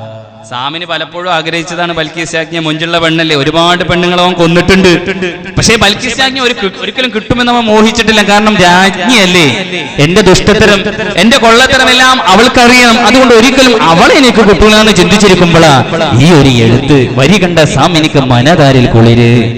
ഈ എഴുത്തം കിട്ടി പൊട്ടിച്ചു വായിക്കുമ്പോ സുബ്ഹാനല്ലാഹ്, ആ എഴുത്ത് കണ്ടിട്ട് നമ്മുടെ സാമിയുടെ മനസ്സിന്റെ അകത്തളത്തിൽ സന്തോഷത്തിന്റെ അരുണകിരണങ്ങൾ ഇങ്ങനെ പൊങ്ങാൻ തുടങ്ങി. എന്നിട്ടോ ധരിക്കുന്ന ശരീരവും ലഭിച്ചല്ലോ തളിര്, കരിവള കയ്യുമൊന്ന് പിടിച്ചതോ മലര്. പിന്നെ ഓളോടുമായിട്ടുള്ള ആ ആദ്യ രാത്രിയൊക്കെ സ്വപ്നം കണ്ടിട്ട് സാമിനി ഇങ്ങനെ. എന്നിട്ടോ മാറിൽ ചേർക്കണം മതി മറന്നിഷ്കിലും മുത്തേണം, അനുദിനം കൊതിയുടെ തീരമല അടിക്കുന്നു ഹൃദയത്തെ, ദിനരാത്രം കൊഴിയുന്നേ നിക്കാഹിന്റെ സുദിനവും അടുക്കുന്നേ. സാമിനിക്ക് എഴുത്തെഴുതി, സാമിനി തിരിച്ചൊരു എഴുത്ത് അങ്ങോട്ട് എഴുതി, എനിക്കും ഇഷ്ട, എനിക്കും നിന്നെ കല്യാണം കഴിക്കാൻ ഇഷ്ടമാണ് ബൽക്കീസ് രാജ്ഞി, കാരണം അങ്ങമാരൊരു സുന്ദരിയല്ലേ കിട്ടാൻ പോകുന്നത്. ആ ഒരു പ്രതീക്ഷയിൽ തിരിച്ചൊരു എഴുത്ത് അങ്ങോട്ടും എഴുതി. അങ്ങനെ നിക്കാഹിന്റെ സുദിനവും അടുക്കുന്നേ. നാളെ നിക്കാഹാണ് ബൽക്കീസ് രാജ്ഞിയുടെയും സാമിനിയുടെയും. നിങ്ങളെല്ലാരും വരുന്നുണ്ട് കേട്ടോ നിക്കാഹിന്, വരൂലേ? ആ കൊട്ടാരത്തിൽ ബിരിയാണി ഉണ്ട്.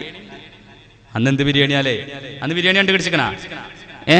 ബിരിയാണി കണ്ടുപിടിച്ച മഹാൻ ഏത് കബറിലാണ്? അള്ളാഹ് കബർ വിശാലാക്കി കൊടുക്കട്ടെ. ആമീൻ പറയും മനുഷ്യന്മാരെ. ഓടി വന്നാലും ചാടി വന്നാലും ഒരൊറ്റ ആണിയടിക്കല ബിരിയാണി.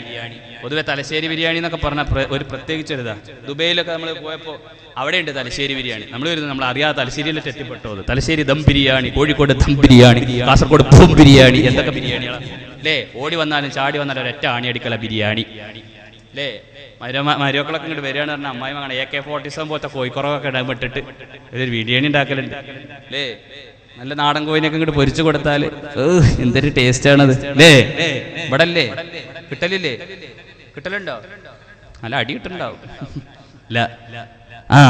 ഈ കൊട്ടാരത്തിൽ നോക്കുകയാണ് നിങ്ങൾ, സാമിനിയുടെയും ബൽക്കീസാക്കിയുടെ നിക്കാഹ് നാളെ നടക്കാൻ പോവുക. പട്ടാളക്കാർക്കൊക്കെ വളരെ സന്തോഷമായി. ഇനിയെങ്കിലും നമ്മുടെ രാജാവിന്റെ ദുഷ്ട സ്വഭാവം ഒന്ന് നിൽക്കുമല്ലോ. അങ്ങനെ പിറ്റേ ദിവസം നിക്കാഹ്. ശ്രദ്ധിക്കണം, സാമിനിയുടെയും ബൽക്കീസാക്കിയുടെയും നിക്കാഹിന്റെ വേളയാ. നിക്കാഹ് എന്ന് പറയുമ്പോൾ നമ്മളൊരു കാര്യം ശ്രദ്ധിക്കണം. നമ്മുടെ ചെറുപ്പക്കാരൊക്കെ നിക്കാഹിന്റെ സമയമാകുമ്പോൾ നമ്മുടെ പള്ളിയിലെ ഹത്തീബിന് ഉസ്താദുമാരെ പോയി കണ്ടിട്ട് ആ നിക്കാഹിന്റെ വാചകങ്ങളൊക്കെ കറക്റ്റായിട്ടൊന്ന് പഠിക്കണം. അല്ലെങ്കിലുണ്ട് ആ ഒരു നിക്കാഹിന്റെ വേളയിൽ ഒരു വിരക് അല്ലേ ഉസ്താദേ, ഒരു ബേജാറാവല ചെറുപ്പക്കാർക്ക്. ഇനിയോ തീരെ അറബിയോട് ഒരു ബന്ധമില്ലാത്തവനാണെങ്കിലോ അവന്റെ കാര്യം കട്ടപ്പോകെ. ഒരു ചെറുപ്പക്കാരന് നിക്കാഹ് ചൊല്ലിക്കൊടുക്കുക ഉസ്താദ്. വൻകയത്ത് നിക്കാഹ് പറഞ്ഞപ്പോ ചെറുക്കം ഉസ്താദേ ഇക്കാക്കല്ലേ എനിക്കാ കല്യാണം നിക്കാഹ് പറഞ്ഞപ്പോ ഇക്കാക്കാ പരിക്ക് കേട്ടത്. കേട്ടാ ഉസ്താദേ ഇക്കാക്കല്ലേ ഇരിക്കാണ് കല്യാണം നിക്കാഹ് ഇക്കാക്കാ കേട്ടത്. കേട്ടാ ചെറുപ്പക്കാരെയൊക്കെ ഇങ്ങോട്ട് പുളിമ കയറ്റി കഴിഞ്ഞാലോ അവന്റെ കാര്യം കട്ടപ്പോക്കെയാണ്. ഒരു ചെറുപ്പക്കാരനോട് പറഞ്ഞു, നിക്കാഹിന്റെ വേളയാകുമ്പോ ഉസ്താദ് എന്ത് പറയുന്നോ അത് നീ പറയാ. ഉസ്താദ് എന്ത് പറഞ്ഞാലും നീ പറയണം, മറ്റൊരാളെയും കൊണ്ട് അത് പറയിപ്പിക്കരുത്, നിക്കാഹ് ബാത്തിലായി പോകും പറഞ്ഞു ചെറുപ്പക്കാരനോട്. ഇവർക്ക് ഒരു ദീനിപരമായിട്ട് ഒരു ടച്ചും ഇല്ല. നിക്കാഹ് ചൊല്ലാൻ തുടങ്ങി. ഉസ്താദ് പെണ്ണിന്റെ ഉപ്പയോട് പറഞ്ഞു എന്റെ മകൾ എന്ന് പറഞ്ഞപ്പോ വേഗം ചാടി പറഞ്ഞു എന്റെ മകൾ എന്ന് പറഞ്ഞു പുതിയാപ്പിള. അപ്പൊ ഉസ്താദ് പറഞ്ഞു അന്നോടല്ല പറഞ്ഞു. അപ്പൊ ഓനും പറഞ്ഞു അന്നോടല്ല. അപ്പൊ ഉസ്താദ് പറഞ്ഞു മുണ്ടാതിരിയറിഞ്ഞു. അപ്പൊ ഓനും പറഞ്ഞു ഉസ്താദ് ഞങ്ങൾ മുണ്ടാതിരിയറിഞ്ഞു. കണ്ടാ ചെറുപ്പക്കാർക്ക് നിക്കാഹ് അറിയില്ല.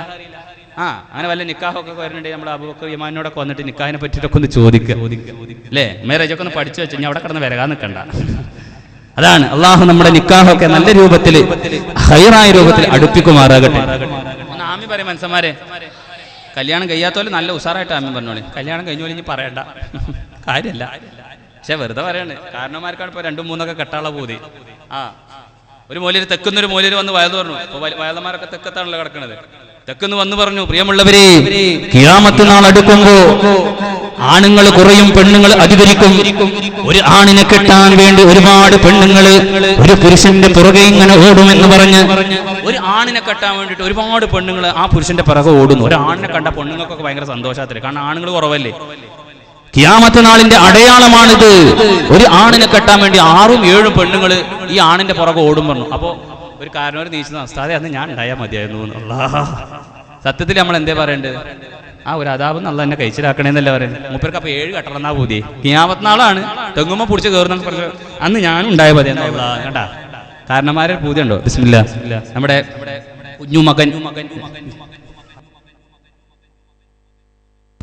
ഹാഫിളായിട്ടില്ല. അള്ളാഹു നല്ല ഒരു ഹാഫിളായി അനുഗ്രഹിക്കുമാറാകട്ടെ. നിങ്ങളുടെ സമീപത്തേക്ക് വരുന്നുണ്ട് ഒരു ടിൻ കളക്ഷന് വേണ്ടി.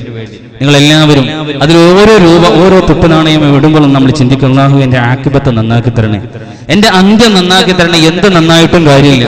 വീട് നന്നായിട്ടോ വാഹനം നന്നായിട്ടോ നമ്മുടെ ഡ്രസ്സ് നന്നായിട്ടോ ചെരുപ്പ് നന്നായിട്ടോ കാര്യമില്ല. നമ്മുടെ അന്ത്യം നന്നാവണം. അതിനു വേണ്ടിയിട്ട് എല്ലാവരും മനസ്സറിഞ്ഞുകൊണ്ട് നിങ്ങൾ നല്ല ഓരോ സംഭാവന ഇടുക. അള്ളാഹു നമ്മുടെ ആക്കിബത്ത് നന്നാക്കി അനുഗ്രഹിക്കുമാറാകട്ടെ. മരിക്കുന്ന സമയത്ത് കാമിലായ ഈമാനോടുകൂടി എല്ലാ ഹക്കടപാടുകളും ഭാര്യ സന്താനങ്ങളോട് പറഞ്ഞ് ഈമാനോടുകൂടി മരിക്കാനുള്ള തൗഫീഖ് അള്ളാഹു നമുക്ക് പ്രദാനം ചെയ്യുമാറാകട്ടെ. മരിക്കുന്നതിന് മുമ്പായി ലോകത്തിന്റെ നായകൻ അഷ്റഫുൽ ഖൽഖ് നബി മുഹമ്മദ് മുസ്തഫ സ്വല്ലല്ലാഹു അലൈഹി വസല്ലമയുടെ തിരു റൗദ എന്ന് കാണാൻ അതിനുള്ള തൗഫീഖ് ആഫിയത്ത് സമ്പത്ത് അള്ളാഹു നമുക്ക് പ്രദാനം ചെയ്യുമാറാകട്ടെ. ഇവിടെ നോക്കാം നിങ്ങൾ, സാമിനിയുടെയും ബൽക്കീസാക്കിയുടെയും നിക്കാഹിന്റെ വേളയാണ്. സാമിനി ഒരുപാട് സ്വപ്നങ്ങൾ കണ്ടിരിക്കുന്നത്. വരികണ്ട സാമിനിക്ക് മനകാരിൽ ഗോളിര് തരിക്കുന്ന ശരീരവും ലഭിച്ചല്ലോ തളിര് തരിവള്ള കയ്യുമൊന്ന് പിടിച്ചട മലര് മാറിൽ ചേർക്കണം മതിമറന്നിഷ്കിൽ മുട്ടേണം അനുദിനം കൊതിയുടെ തിരമല അടുക്കുന്നു ഹൃദയത്തിൽ ദിനരാത്രം കൊഴിയുന്നേ നിക്കാഹിന്റെ സമയവും അടുക്കുന്നേ. നിക്കാഹിന്റെ ദിവസമായി അതാ ഒരുപാട് പ്രതീക്ഷയോടുകൂടി സാമിനി എന്ന പുതുമണവാളൻ ആ സിംഹാസനത്തിൽ നിന്ന് നോക്കാൻ നിങ്ങൾ കിരീടമൊക്കെ വെച്ച് നല്ല വസ്ത്രമൊക്കെ ധരിച്ചുകൊണ്ട് നിക്കാഹിന്റെ വേള കഴിഞ്ഞു. പ്രിയമുള്ളവരെ, അതാ സാമിനിയുടെയും ബൽക്കീസാക്കിയുടെയും നിക്കാഹ് കഴിഞ്ഞതിന് ശേഷം പിന്നെ മണിയറ കൊട്ടാരം ഒരുങ്ങി. സാമിനിയുടെ മണിയറ ഒരുങ്ങി നല്ല മുല്ലപ്പൂ പന്തലേന്തിക്കൊണ്ട് അതാ സുന്ദരമായി വിവാഹമെല്ലാം നടന്നതിന് ശേഷം പിന്നെ സാമിനിയുടെ മനസ്സിൽ അർദ്ധരാത്രി പട്ടാപാതരാവിന്റെ കൂരിട്ടിൽ തന്റെ പ്രിയതമയുമായി ഭാര്യയുമായി കൊണ്ട് മണിയറ പങ്കിടേണ്ട നിമിഷം സ്വപ്നത്തിൽ കണ്ടിങ്ങനെ ഇരിക്കുകയാ. രാത്രിയായി, എല്ലാവരും ഉറങ്ങാൻ നിന്നു. കൊട്ടാരമെല്ലാം ഉണർന്നു വേണ്ടിയിട്ട് എല്ലാം ആ വിളക്കുകളെല്ലാം അണച്ചു. റാന്തൽ വിളക്കെല്ലാം കെട്ടതിന്റെ അടിസ്ഥാനത്തിൽ ഒക്കെ നിങ്ങൾ സാമിനി നേരത്തെ തന്നെ തന്റെ മണിയറയിലേക്ക് വന്നിരുന്നു. പ്രിയപ്പെട്ട ബൽക്കീസ് രാജ്ഞിയെ പ്രതീക്ഷിച്ചുകൊണ്ട് സാമിനി നേരത്തെ തന്നെ ആ മണിയറയിലേക്ക് വന്നിരിക്കുകയാ. ഇടക്കിടക്ക് ഇങ്ങനെ പുറത്തേക്ക് ഇങ്ങനെ നോക്കും, വരുന്നുണ്ടോ ബൽക്കീസ് രാജ്ഞി തന്റെ മണിയറയിലേക്ക്, തന്റെ പ്രിയപ്പെട്ട രാജകുമാരി ഭാര്യ വരുന്നുണ്ടോ എന്നിങ്ങനെ നോക്കി. ഇവിടെ ഒരു സംഭവം നടക്കുകയാണ്. എന്താ സംഭവം? ദുഷ്ടനും കൊള്ളയും കൊലയും വ്യഭിചാരവും ഒരു ശീലമാക്കിയ സാമിനിയെ എന്തിനു വേണ്ടിയിട്ടാ ബൽക്കീസ് രാജ്ഞി കെട്ടുന്നത്? ആ ഒരു വിവരം നമ്മളെന്നറിയണം.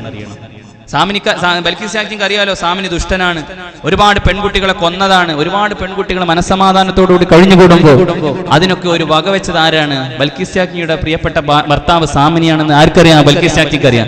പക്ഷേ ഉമ്മയോട് എതിർത്തിട്ടും കൂട്ടുകുടുംബങ്ങളെല്ലാം എതിർത്തിട്ട് പോലും ഈ വിവാഹത്തിന് സംബന്ധിച്ചത് എന്തിന്റെ പേരില്ല? ഒരു രാജാവിനെ കെട്ടണം ആഗ്രഹം കൊണ്ട് അല്ല. ബൽക്കീസിനോട് ഒരുപാട് പെൺകുട്ടികൾ വന്ന് പറഞ്ഞിട്ടുണ്ട്, രാജ്ഞി ഞങ്ങളുടെ കൂട്ടുകാരികളെ നിഷ്കരണം വധിച്ചു സാമിനി, അതുകൊണ്ട് ആ സാമിനിയെ നിങ്ങളൊന്ന് അവസാനിപ്പിക്കണം, സാമിനിയെ നിങ്ങൾ ഈ യമൻ എന്ന നാട്ടിലൊന്ന് ഇല്ലായ്മ ചെയ്യണം, അല്ലെങ്കിൽ ഒരുപാട് പെൺകുട്ടികളുടെ ശരീരം ഈ മണ്ണിൽ കൊഴിയും എന്ന് പറഞ്ഞപ്പോ ബൽക്കീസ് രാജ്ഞി സാമിനിയെ അവസാനിപ്പിക്കാൻ ഒരു തന്ത്രം കണ്ടതാ നിക്കാഹ്. അല്ലാതെ ഒരു യുദ്ധം ചെയ്ത് കീഴ്പ്പെടുത്താൻ അത്ര നിസ്സാരക്കാരനൊന്നല്ല സാമിനി. ഒരുപാട് പട്ടാളക്കാരുണ്ട്, ഒരുപാട് ആയുധ ശൃംഖലയുണ്ട്, അമ്പരം മുട്ടുന്ന മണിമാളികളുണ്ട്, ലക്ഷത്തോളം വരുന്ന പട്ടാളക്കാരുണ്ട് സാമിനിക്ക്. അതുകൊണ്ട് നേരിട്ട് ഒരു യുദ്ധം ചെയ്താല് സാമിനിയെ കീഴ്പ്പെടുത്താൻ പറ്റൂല എന്നാർക്കറിയാം? ബൽക്കീസിനറിയാ. അതിന് കണ്ട ഒരു തന്ത്രമായിരുന്നു ഈ ബൽക്കീസ് രാജ്ഞി സാമിനിയെ കൊല്ലാൻ അവസാനിപ്പിക്കാൻ കണ്ട ഒരു തന്ത്രമാ. അതിനെന്ത് ചെയ്തു?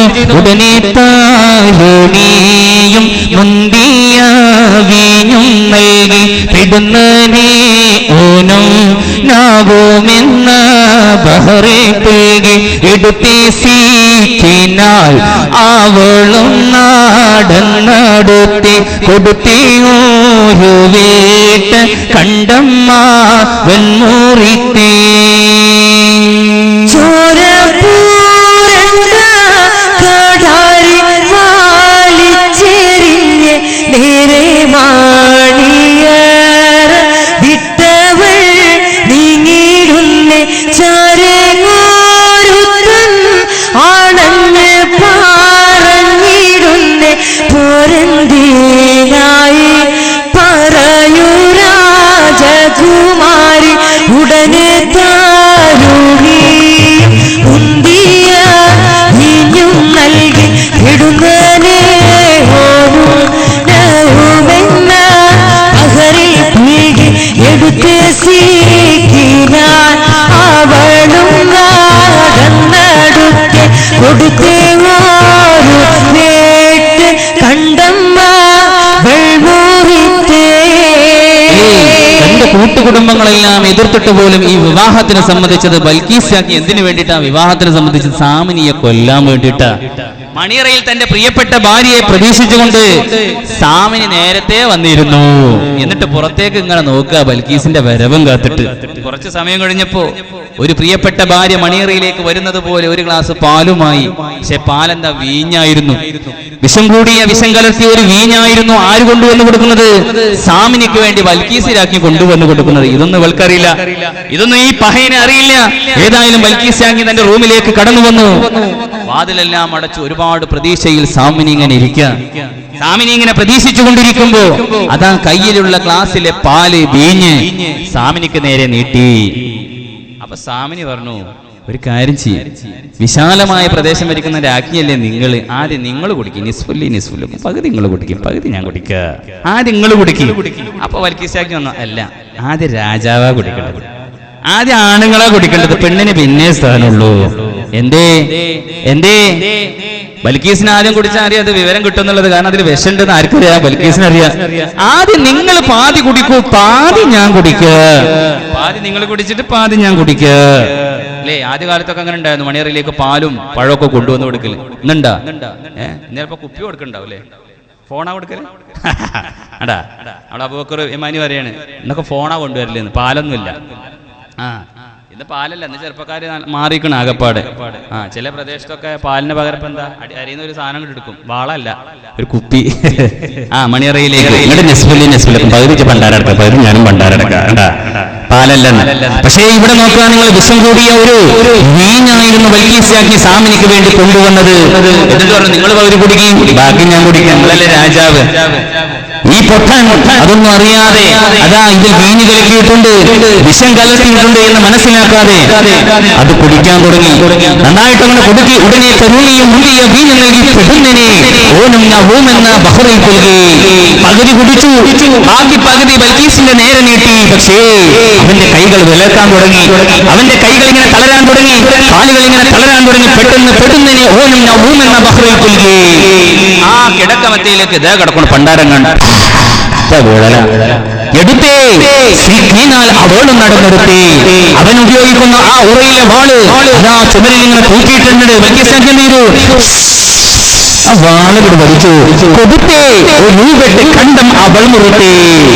കിടക്കും എന്ത് ചെയ്തു, അവന്റെ കഴുത്ത് നോക്കി വെട്ട ഒരൊറ്റ വെട്ട. പാതി ബോധത്തിലിരിക്കും, പാതി ബോധക്ഷേപത്തിൽ ഇരിക്കുമ്പോ ഒരൊറ്റ വിട്ടുകൊടുത്ത്. എന്നിട്ടോ ചോരപൂരണ്ട കടാരി വാലിച്ചേറിഞ്ഞ് നേരെമാ വിട്ടീടുന്നി ആണഞ്ഞ് പറഞ്ഞിടുന്നി അവളെന്ത് ചെയ്തു, പുറത്തേക്ക് ഇങ്ങോട്ട് വന്നോക്കുമ്പോ സുബ്ഹാനല്ലാഹ് നോക്കാൻ. നിങ്ങൾ ഒരു മനുഷ്യൻ ഇങ്ങനെ നിൽക്കുക, അപ്പോൾ അന്തം വിട്ടു. ഈ മനുഷ്യൻ ഈ മണിയറക്കകത്ത് നടക്കുന്ന സംഭവങ്ങളെല്ലാം കേട്ട് കണ്ടുകൊണ്ട് ഈ പുറത്തൊരു മനുഷ്യൻ ഇങ്ങനെ ഇരിക്കുക. ചാരി ഒരുത്തൻ അണഞ്ഞു പറഞ്ഞിടുന്നേ പോരെന്തിനായി രാജകുമാരി, എന്തിനാണ് നിങ്ങൾ ഇങ്ങനെ ഒരു അതിക്രമത്തിന് മുതിർന്നത്, എന്തിനാണ് ഇങ്ങനെ ഒരു സാഹസത്തിന് നിങ്ങൾ മുതിർന്നു എന്ന് ചോദിക്കുമ്പോ കുറ്റമാവനും കോടതി പൂക്കാൻ വീതിയും കൊടുത്തിടുന്നേ. ഈ മനുഷ്യൻ ചോദിച്ചു, രാജകുമാരി എന്തിനാ നിങ്ങൾ ഇങ്ങനെ സാഹസത്തിന് മുതിർന്നത്, എന്തിനാണ് ഈ സാമിനിയെ നിങ്ങൾ വെട്ടി കൊലപ്പെടുത്തിയത് എന്ന് ചോദിച്ചിട്ട് ഈ മനുഷ്യൻ എന്താ ചെയ്ത്, ഉള്ളിലേക്ക് ഒരൊറ്റ ഓട്ട.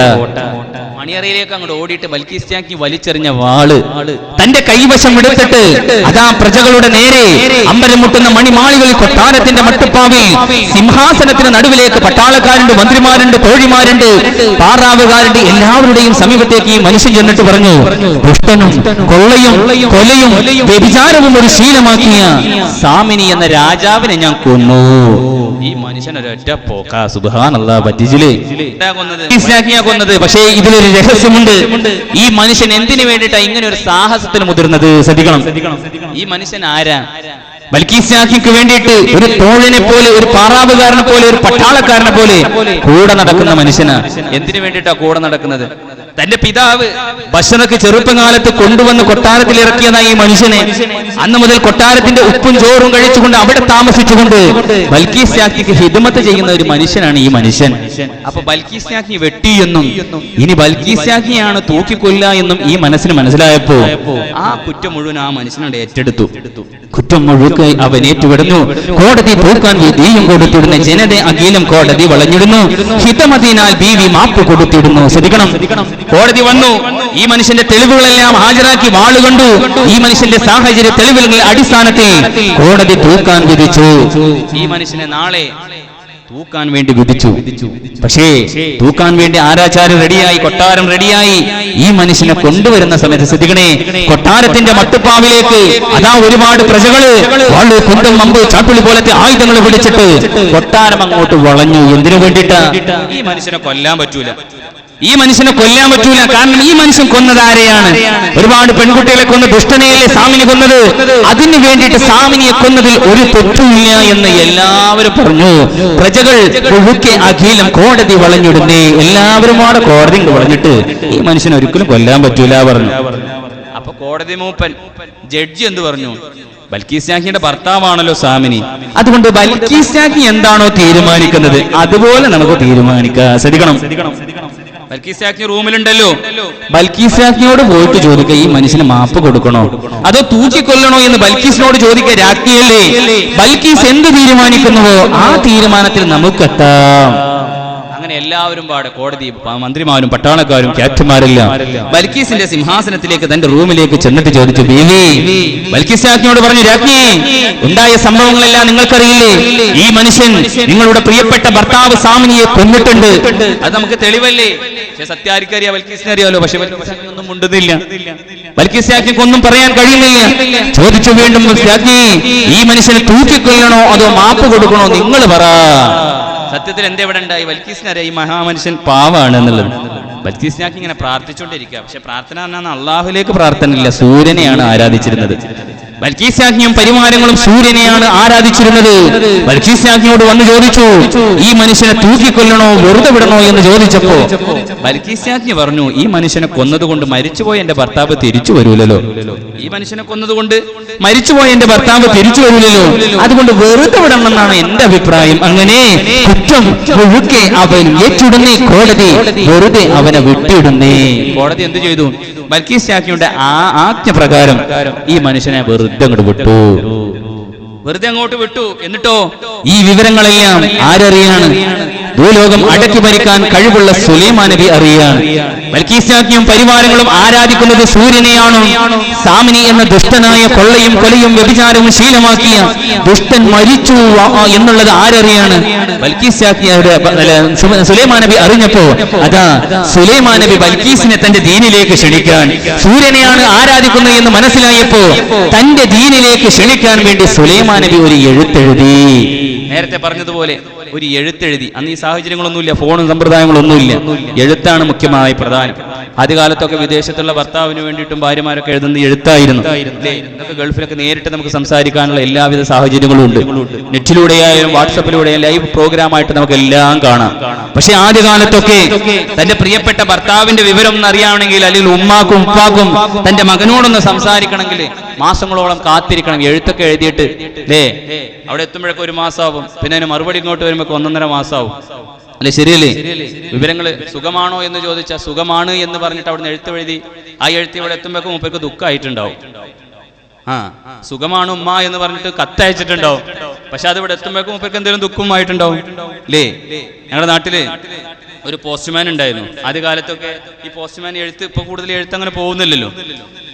ഈ എഴുത്തുമായിട്ട് പോസ്റ്റ്മാൻ ഇങ്ങനെ ഒരു തോടുണ്ട്. തോട് പറഞ്ഞാൽ അത് കുറച്ച് നീന്തി കിടക്കണം. അപ്പൊ അപ്പുറത്തേക്ക് കുറെ കത്തുകൾ കൊടുക്കാണ്ടാവും. ഈ തോടിന്റെ അപ്പുറത്ത്, തോട് എന്ന് പറഞ്ഞാൽ അറിയില്ല, അറിയാം തോട് എന്ന് പറഞ്ഞാൽ അറിയില്ലേ? അതിന്റെ അപ്പുറത്തുള്ള വീടുകൾക്ക് വല്ല മണി ഓർഡറോ എന്തെങ്കിലും ഉണ്ടെങ്കിൽ മൂപ്പര് നീന്തി കടന്നിട്ടായാലും അങ്ങോട്ട് കൊണ്ടുപോയി കൊടുക്കും. കാരണം എന്തെങ്കിലും കിട്ടുമല്ലോ ചായക്കാശ്. വെറും എഴുത്ത് മാത്രമാണെങ്കിൽ വല്ല കീറിട്ട് ആ തോട്ടിലങ്ങോട്ട് ഇടും. ഇവർക്ക് അങ്ങോട്ട് പോകാൻ മടിയാണ്. പക്ഷേ അപ്പുറമുള്ള ഒരു മണി ഓർഡർ കിട്ടിയപ്പോ അപ്പുറത്തെ വീട്ടിലേക്ക് ഒരു കത്തുമായി പോവുക. കത്തുമായി പോയപ്പോ അവിടെ ചെന്നു. ഒരു ബ്രാഹ്മൺ കുടുംബമായിരുന്നു. മൂപ്പര് പറഞ്ഞു, അല്ല പോസ്റ്റ്മാൻ, കുറെ നാളായിട്ട് എന്റെ മകൻ എഴുത്തൊന്നും അയക്കുന്നില്ല, എന്ത് പറ്റിയാണോ അവന്റെ മകന്? അപ്പൊ എഴുത്ത് അയക്കായിട്ടല്ല, മൂപ്പര് വെറും എഴുത്താണെങ്കിൽ ആ തോട്ടിലിടലാണ്. പക്ഷെ ഇത് മണി ഓർഡർ ആയതുകൊണ്ട് അയച്ച് അങ്ങോട്ട് പോയതാ. ഏതായിരുന്നാലും പോസ്റ്റ്മാനോട് പറഞ്ഞു, അല്ല പോസ്റ്റ്മാനോ, ഒരു കാര്യം ചെയ്യണം, എന്റെ മകന് പായസം ഭയങ്കര ഇഷ്ടാ, അതുകൊണ്ട് കുറച്ച് പായസം എങ്ങനെയും അവനിക്ക് എത്തിക്കാൻ വല്ല വകുപ്പുണ്ടോ എന്ന് ചോദിച്ചു. അപ്പൊ പറഞ്ഞു, പോസ്റ്റ്മാൻ പറഞ്ഞു, പിന്നെന്താ, അതൊക്കെ എന്റെ ഐഡിയയില്, നിങ്ങൾ പായസം ഉണ്ടാക്കി തരൂ, ഞാൻ നിങ്ങളുടെ മകന് കൊടുത്തയക്കാം. എങ്ങനെ കൊടുത്തയക്കാനാ? അതൊരു പോസ്റ്റ്മാൻ ഒരു ഐഡിയ പറഞ്ഞു കൊടുക്കല്ലേ, നിങ്ങൾ നല്ല പായസം ഉണ്ടാക്കി തരൂ, ഞാൻ കൊടുത്തയക്കാമെന്ന് പോസ്റ്റ്മാൻ പറഞ്ഞു. നോക്കാം, നിങ്ങള് നല്ല മൺകലത്തിൽ സുന്ദരമായി നല്ല പായസമൊക്കെ ഉണ്ടാക്കി കൊടുത്ത് മകന് കൊടുക്കാൻ വേണ്ടിയിട്ട്, വിദേശത്തുള്ള മകന് കൊടുക്കാൻ വേണ്ടിയിട്ട്. പോസ്റ്റ്മാൻ എന്ത് ചെയ്തു?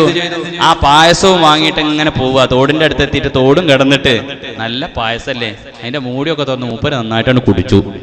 പായസം നന്നായിട്ട് അങ്ങോട്ട് കുടിച്ചു.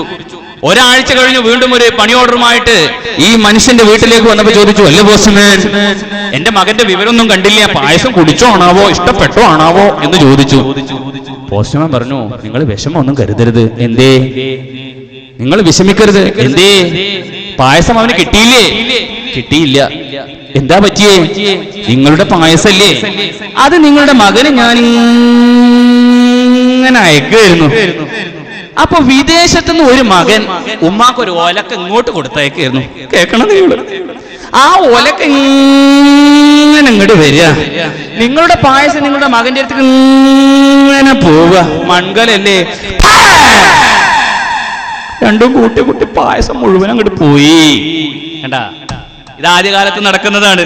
കത്ത് എഴുത്ത് അത് ഈ ഫോൺ സമ്പ്രദായം ഇല്ലാത്തതിന്റെ പേരിൽ. പക്ഷേ ഇവിടെ നോക്കാൻ നിങ്ങൾ സുലൈമാൻ നബി ചിന്തിക്കുകയാണ്, ബൽക്കീസ് രാജ്ഞിയും പരിവാരങ്ങളും ആരാധിക്കുന്നത് സൂര്യനെയാണ്. അതുകൊണ്ട് തന്റെ ദീനിലേക്ക് ക്ഷണിക്കാൻ, തന്റെ പ്രജകളുടെ അടുത്തേക്ക് എത്തിക്കാൻ വേണ്ടി യമനെന്ന സുന്ദര നാട് ഭരിക്കുന്ന ബൽക്കീസ് അറിയാനേ ഈ ലോകം ഒന്നായി ഭരിക്കാൻ അനുവാദം കിട്ടിയ സുലൈമാൻ എഴുതുന്നേ. യമനെന്ന സുന്ദര നാട് ഭരിക്കുന്ന ബൽക്കീസ് അറിയാനേ ഈ ലോകം ഒന്നായി ഭരിക്കാൻ അനുവാദം കിട്ടിയ സുലൈമാൻ എഴുതുന്നേ.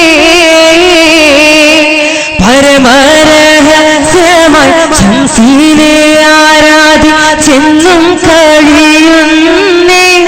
രാജാത്തി ഭരണം നടത്താനധികാരമില്ലെന്ന് കേൾക്കണ്ടേ ഹോജാത്തി. നീയും നിന്റെ ആഹ്ലാരും അഖിലവും പ്രജകളും പട്ടാളം ഉടനെയും കീഴ്പ്പെട്ടിട്ട് മാറിയില്ല എങ്കിലേ കീഴ്പ്പെടുത്തു ഞാൻ അറിയുക ചെളിയിലെ കത്തിട എഴുതി മനസ്സിലെ നിറയുന്നയാക പുതി എങ്കിലും നിറയുന്ന ആദിയും വ്യാധിയുമതിനാലെ ചതിയാവൻ ചെയ്തിടുമോ. എല്ലാം തന്നെ വിധി പോൽ വരട്ടെയെന്നേ.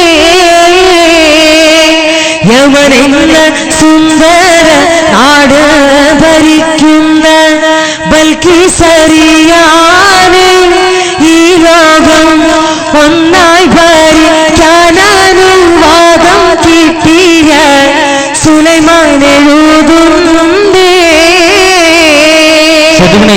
സുലൈമാൻ നബി അലൈഹിസ്സലാത്തു വസ്സലാം ബൽക്കീസ് രാജ്ഞിക്ക് വേണ്ടി ഒരു എഴുത്തെഴുതി, യമൻ എന്ന നാട് ഭരിക്കുന്ന ബൽക്കീസ് അറിയാനേ ഈ ലോകം ഒന്നായി ഭരിക്കാൻ അനുവാദം കിട്ടിയ സുലൈമാൻ എഴുതുന്നേ. പരമരഹസ്യമായി ശംസിനെ ആരാധിച്ചെന്നും കഴിയുന്നേ രാജാത്തേ. ശ്രദ്ധിക്കണം, നീ രഹസ്യമായിട്ട് സൂര്യനെയാണ് ആരാധിക്കുന്നത് എനിക്കറിയാം.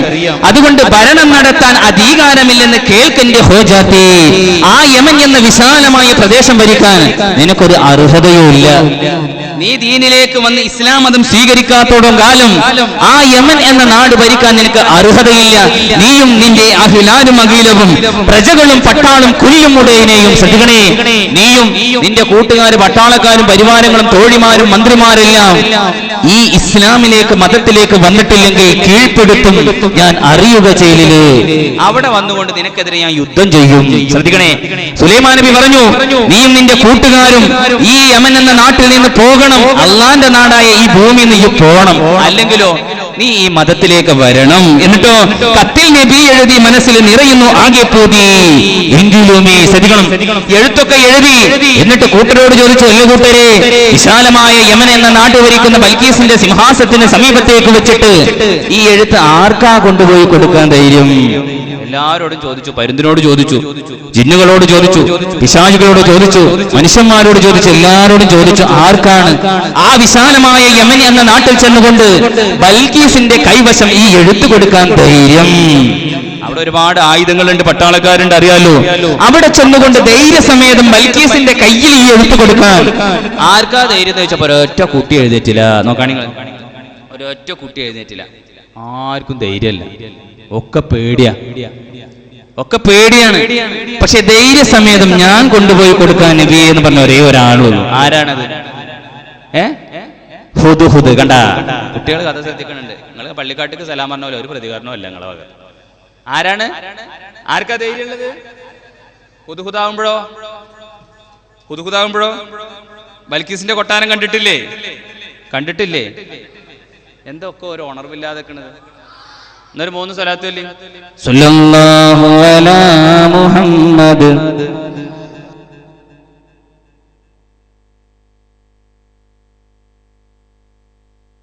സല്ലല്ലാഹു അലൈഹി വസല്ലമ اللهم صل على محمد يا ربي صل عليه وسلم. നമ്മൾ ചൊല്ലിയ സലാത്തിന് ആദരവായ പ്രവാചകർ നബി മുഹമ്മദ് മുസ്തഫ സല്ലല്ലാഹു അലൈഹി വസല്ലമയുടെ തിരുറൗളയിലേക്ക് അല്ലാഹു എത്തിക്കുമാറാകട്ടെ. ആ ഹബീബിന്റെ ചാരത്ത് ചെന്ന് അതബോടുകൂടി ആദരവോടുകൂടി ഒരു സലാം പറയാനുള്ള തൗഫീഖ്, ആഫിയത്ത്, സമ്പത്ത് അല്ലാഹു നമുക്ക് എല്ലാവർക്കും പ്രദാനം ചെയ്യുമാറാകട്ടെ. എന്തെങ്കിലൊന്നും പോകാൻ ആഗ്രഹമില്ലേ? എന്തിനാ ആമീനൊരു ഉസാറ് കുറവ്? അള്ളാഹു നമ്മെ സ്വീകരിക്കുമാറാകട്ടെ, അള്ളാഹു അനുഗ്രഹിക്കുമാറാകട്ടെ. കാലചക്രത്തിന്റെ ഉദയാസ്തമനങ്ങൾക്ക് സാക്ഷി നിർത്തിക്കൊണ്ട് പതഞ്ഞൊഴുകുന്ന യൂഫ്രട്ടീസിന്റെയും ടൈഗ്രീസിന്റെയും കുഞ്ഞോളങ്ങളെ തഴുകിത്തലോടി മുന്നോട്ടു പോകുന്ന പായ്ക്കപ്പലിന്റെ മുകളിലൂടെ വട്ടമിട്ട് പറക്കുന്ന പറവകൾ ആരുടെ മേലിലാണോ മന്ദസ്മിതം തൂകുന്നതെങ്കിൽ ഹബീബായ പ്രവാചകർ നബി മുഹമ്മദ് മുസ്തഫ കളകളാരവം മുഴക്കി മന്ദം മന്ദം ചാലിച്ചൊഴുകുന്ന കാട്ടാറാകുന്ന അരുവികൾ പോലും ഏതൊരു പ്രവാചകനെയാണോ പുകഴ്ത്തുന്നതെങ്കിൽ താജ്ദാരെ മദീന നബി മുഹമ്മദ് മുസ്തഫ ആ ഹബീബിന്റെ തിരുവള്ള സിയാറത്ത് ചെയ്യാൻ അല്ലാഹു നമുക്ക് എല്ലാവർക്കും തൗഫീഖ് നൽകുമാറാകട്ടെ. ഇവിടെ നോക്കാൻ നിങ്ങൾ സുലൈമാൻ നബി എഴുത്തെല്ലാം എഴുതിയിട്ട് ആർക്കാണ് ധൈര്യം, ആർക്കാണ് അതിന് ചങ്കൂറ്റമുള്ളതെന്ന് ചോദിക്കുമ്പോ എല്ലാവരും നിശബ്ദതയായിരിക്കുമ്പോ ഹുദൂദ ചാടിയിട്ട് പറഞ്ഞു, നബിയേ ഞാൻ കൊണ്ടുപോയി കൊടുക്കാം എഴുത്ത്. ഞാനാകുമ്പോ കൊട്ടാരം കണ്ടിട്ടുണ്ട്, ബൽക്കീസ് രാജ്ഞിയെ കണ്ടിട്ടുണ്ട്, ഞാൻ നേരിട്ട് ആ എഴുത്ത് കൊണ്ടുപോയി കൊടുക്കാമെന്ന് പറഞ്ഞപ്പോഴും നീയും നിന്റെ അഹ്ലാരും അഖിലവും പ്രജകളും പട്ടാളം കൊല്ലും മൂടനെയും കീഴ്പ്പെട്ടെനിക്ക് മാറിയില്ല എങ്കില് കീഴ്പ്പെടുത്തും ഞാൻ അറിയുക ചേലിൽ കത്തിനെ വീഴുകി മനസ്സില് നിറയുന്നു ആകെ കൂടി എങ്കിലുമേ നിറയുന്ന വ്യാധിയും ആദിയും അതിനാല് ചതിയവൾ ചെയ്തിടുമോ എല്ലാം തന്നെ വിധി പോൽ വരട്ടെ എന്നേ. അവിടെ വന്നുകൊണ്ട് ഞാൻ യുദ്ധം ചെയ്യും, നീയും നിന്റെ പട്ടാളക്കാരും മുഴുവനും അഖിലവും പട്ടാളം കൊല്ലും ഉടനെയും എനിക്ക് നീ കീഴ്പ്പെട്ടില്ലെങ്കിൽ അവിടെ വന്ന് ഞാൻ യുദ്ധം ചെയ്യും എന്ന് സുലൈമാൻ നബി കത്തിലെഴുതി. പക്ഷേ നിറയുന്നു ആകെ പ്യൂതി. സുലൈമാൻ നബിക്ക് കൊണ്ടുവരുന്നൊരു ഭയണ്ട്, ബൽക്കീസ് രാജ്ഞി ഞാൻ യുദ്ധത്തിന് വേണ്ടി അങ്ങോട്ട് ചെന്നാൽ ഇങ്ങോട്ട് തിരിച്ചു യുദ്ധം ചെയ്യോ എന്നൊരു പേടിയുണ്ട്. ഏതായിരുന്നാലും ഹുദ്ഹുദയുടെ കയ്യിൽ സുലൈമാൻ നബി ഈ എഴുത്ത് കൊടുത്തു. ശ്രദ്ധിക്കണേ, ഹുദ്ഹുദ എന്ത് ചെയ്തു? രണ്ട് കൊക്കിൽ ആ എഴുത്തിങ്ങോട്ട് കൂട്ടിപ്പിടിച്ചിട്ട് അതാ യമൻ എന്ന നാട് ഭരിക്കുന്ന ബൽക്കീസിന്റെ കൊട്ടാരത്തിലേക്ക് ഇങ്ങനെ പാറുക. ഒരു പേടിയില്ല, ഒരു ഭയമില്ലാതെ ഇങ്ങനെ പാറുക. പേടി എന്ന് പറയുമ്പോൾ നമുക്കൊക്കെ ഉണ്ടാവും പേടി. ചില ആളുകൾ അറിയാതെ പോയിട്ട് പേടിച്ച് കൊടുക്കണവരുണ്ടാവും അല്ലേ? പേടിയില്ലാത്തവർ ചുരുക്കേ ഉണ്ടാവുള്ളൂ. ഖബർ എന്നൊക്കെ പറഞ്ഞാൽ നമുക്ക് ചെറിയൊരു പേടിയൊക്കെ ഉണ്ടാവും, പക്ഷെ പിന്നെ അതിന്ന് നമ്മളോട് മാറിപ്പോവാറ് അല്ലേ? സത്യല്ലേ? സത്യല്ലേ? നമുക്ക് പേടിയില്ലേ? പേടിയുണ്ട്. പേടില്ലാത്തവരാരും ഇല്ല. ഞങ്ങളുടെ നാട്ടിൽ നിന്ന് ഒരു കൂട്ടര് എക്സ്കർഷൻ പോയി, ടീച്ചറും മാഷന്മാരും കുട്ടികളൊക്കെ പാടെ എക്സ്കർഷൻ പോയി, ടൂറ് പോയി. അങ്ങനെ വയനാട് ചുരം ഇങ്ങനെ ഇറങ്ങിക്കൊണ്ട് വരുമ്പോൾ കുട്ടികൾ എന്ത് പറഞ്ഞു, മാഷേ ഞങ്ങൾക്ക് ആ കൊക്കെ ഒന്ന് കാണണം പറഞ്ഞു. അപ്പൊ ടൂർ എന്ന് പറഞ്ഞാൽ തന്നെ മാഷന്മാർക്കും ടീച്ചർമാർക്കും ഒരു എൻജോയ് ചെയ്യാനുള്ള ഒരു സ്ഥലം വേണ്ടിയിട്ടാ. കുട്ടികളെ പേരും പറഞ്ഞ് മാഷന്മാർക്ക് എൻജോയ് ചെയ്യാൻ വേണ്ടിയിട്ടാ. അങ്ങനെ അവർ കൊക്കയൊക്കെ കാണ്ട് തിരിച്ചിങ്ങനെ വരുന്ന സമയത്ത് കുട്ടികൾ പറഞ്ഞു, മാഷേ ഞങ്ങൾക്ക് ആ കൊക്കെ ഒന്ന് കാണണം എന്ന് പറഞ്ഞപ്പോ മാഷന്മാരും ടീച്ചർമാരും ബസ് അവിടെ നിർത്തിയിട്ട് കുട്ടികളെ കൊക്ക കാണിക്കുക. ഓരോ മാഷന്മാരും ഓരോ കുട്ടികളുടെ കയ്യിൽ പിടിച്ചു കൊക്ക കാണിക്കാൻ വേണ്ടി. പേടിയുടെ കാര്യമാണ് പറയുന്നത്. അങ്ങനെ ഓരോ കുട്ടിയുടെ കയ്യിൽ ഓരോ മാഷന്മാരും ടീച്ചർമാരും പിടിച്ച് ഇങ്ങനെ കൊക്ക ഇങ്ങനെ കണ്ടുപിടിക്കണമെങ്കിൽ ഒരു വികൃതി ചക്കൻ എന്ത് ചെയ്തു, ഒരു മാഷിന്റെ അങ്ങോട്ട് കുടഞ്ഞിട്ട് താഴത്തേക്ക് അങ്ങോട്ട് പോയി. കൊക്കട അടിയേക്കാണ്ട് പോയി കുട്ടി. സുബ്ഹാനല്ലാഹ്, കാണേണ്ട താമസം മാഷന്മാരും ടീച്ചർമാരും കൂട്ടക്കരച്ചിലായി, വല്ലാണ്ട് നിലവിളിക്കാൻ തുടങ്ങി. കാരണം താഴേക്ക്, എത്രയോ താഴേക്ക് ആ കുട്ടി പോയിരിക്കുക. ഇവർക്കാകെ ബേജാറായി. പോലീസ് വന്നു, ഫയർഫോഴ്സ് വന്നു, പത്രക്കാര് വന്നു, എല്ലാവരും ചുറ്റുപാട് നോക്കുക. ആർക്കും ചാടാൻ ധൈര്യമില്ല, ആർക്കും അടിയിലേക്ക് ചാടാൻ ധൈര്യമില്ല. ഇവര് പരസ്പരം പറയാൻ തുടങ്ങി, ഇനി എന്താ കുട്ടിയുടെ അമ്മാനോട് പറയാം, എന്താ കുട്ടിയുടെ മാതാപിതാക്കളോട് നമ്മൾ പറയാം. വല്ലാണ്ട് സങ്കടമായി. ഇതിനിടയിൽ ഒരു ചെറുപ്പക്കാരൻ ഇതാ കിടക്കുന്നു. പറയേണ്ട താമസം ഒരു ചെറുപ്പക്കാരൻ ഒരൊറ്റ ചാട്ടം താഴത്തേക്ക്. അന്തം വിട്ടുപോയി എല്ലാവരും. ഏതാണ് ഇത്ര ധൈര്യം? പേടിയുടെ കാര്യമാണ് പറയുന്നത്. ഇത്ര ധൈര്യമുള്ള ഒരു ചെറുപ്പക്കാരൻ ആരാ? വല്ലാണ്ട് ഒരു സാഹസം തോന്നി. ഒരു 10-15 നിമിഷങ്ങൾക്കൊടുവിൽ ഈ കുട്ടിയെയും തോളിലിട്ടിട്ട് ഈ ചെറുപ്പക്കാരൻ അങ്ങനെ കയറി വരിക. അൽഹംദുലില്ലാഹ്, എല്ലാവർക്കും സന്തോഷമായി. പോലീസും ഫയർഫോഴ്സും പത്രക്കാരൊക്കെ ചെറുപ്പക്കാരൻ അങ്ങോട്ട് വളർന്നു. ധൈര്യം വല്ലാതെ അല്ലേ? ചോദിച്ചു, ചെറുപ്പക്കാരായി ആരാണ്? എവിടെ എന്റെ വര? എവിടെയാണ് എന്റെ വീട്? ഇത്രയും സാഹസപ്പെട്ടുകൊണ്ട് ഈ അടിത്തട്ടിലേക്ക് ചാടിയിട്ട് ആ കുട്ടിയെ എടുത്തുകൊണ്ടുവരാനുള്ള ധൈര്യം നിനക്ക് എവിടുന്ന് കിട്ടി? ചേതോ വികാരം എവിടുന്നുണ്ടായി? ആ സമയത്ത് ആ ചെറുപ്പക്കാരൻ പറഞ്ഞു, ചേതോ വികാരം അതൊക്കെ അവിടെ നിൽക്കട്ടെ, ഇന്നതിലേക്ക് ആരെ ഉന്തിട്ട് ഓനെ നിങ്ങൾ കാണിച്ചു തരുമോ? അപ്പൊ സംഭവം എന്താ? ഓൻ ചാടിയതല്ലേ. ഓനും ഈ കുട്ടിയെ ഇങ്ങനെ നോക്കുമ്പോ ആരോ പുറകുന്നു മെല്ലെ നാട് തള്ളിയതാ. അത് ഓന്റെ ധൈര്യമല്ല, ഓൻ അറിയാതെ കുടുങ്ങിയതാ. ഇവിടെയോ സുലൈമാൻ നബിയുടെ എഴുത്ത് കയ്യിൽ പിടിച്ച് കൊക്കി പിടിച്ചിട്ട് ഒരു പേടിയോ ഭയമോ ഇല്ലാതെ എന്റെ ഹുദ്ഹുദ് അതാ പോകുന്നു ഇങ്ങോട്ട്. ബൽക്കീസ് റാണിയോടെ നാടും കണ്ടല്ലോ, പക്ഷി പറക്കുന്നല്ലോ, ബഹുഘോര കൊട്ടാരവും നയന്തുവല്ലോ, മനസ്സും ആജബായല്ലോ. രാജകുമാരി ഉറങ്ങുകയാണ്, മോസമുഖത്ത് തിളങ്ങുകയാണ്, രാജ്യമാകെ വിളങ്ങുകയാണ്. എന്ത് ഞാൻ ചെയ്യും പക്ഷി ദീനമാകുന്നേ, ചിന്ത പേരുത്തിടുന്നേ. ഇന്ത്യ ബീവിയാണ്, ഉറക്കം തന്നെ നല്ല കിടത്തം തന്നെ. പാരിജനൽ വഴി പക്ഷിയുമെന്ന് പേരിടക്കത്തവൾ മാറിലുമെന്ന്, പേരിടക്കത്തിലവളുറങ്ങുന്നേ. ഉണരട്ടെ കാണാപൂരം ദീനമാകുന്നേ, ഹുദ്ഹുദ ചിരിത്തിടുന്നേ. മണമുള്ള മേനികളിൽ താഴുകിടുന്നേ, ബീവി ഉറക്കം തന്നെ.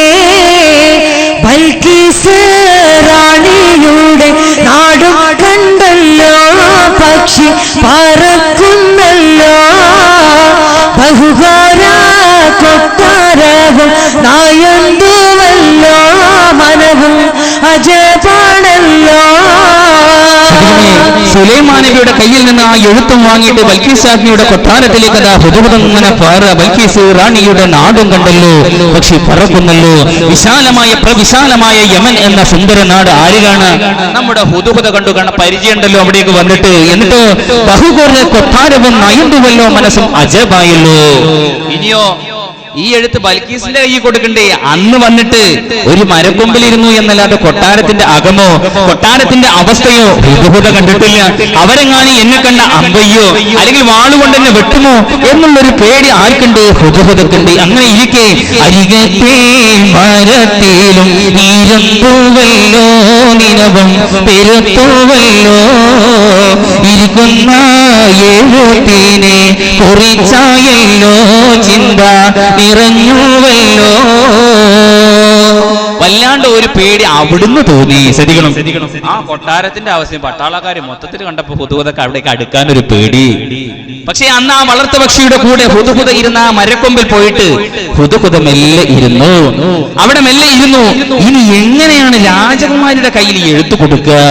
അവരെന്നെ കണ്ട അവസ്ഥ മോശമല്ലേ? പേടിച്ചുകൊണ്ട് ഇങ്ങനെ ഇരുന്നു. അങ്ങനെ രാജകുമാരി ഉറങ്ങുകയാണ്, മോസമുഖത്ത് തിളങ്ങുകയാണ്, രാജ്യമാകെ വിളങ്ങുകയാണ്. ആ മരക്കൊമ്പിൽ ഇരുന്നിട്ട് ആ കൊട്ടാരത്തിന്റെ മട്ടുപ്പാവിൽ സിംഹാസനത്തിന്റെ അടുത്തേക്ക് ഇങ്ങനെ നോക്കുമ്പോ സുബ്ഹാനല്ലാഹ്, ആ തുറന്നിട്ട ജനാലക്ക് അകത്തിരുന്നിട്ട് ബൽക്കീസ് രാജ്ഞി നല്ല ഉറക്ക.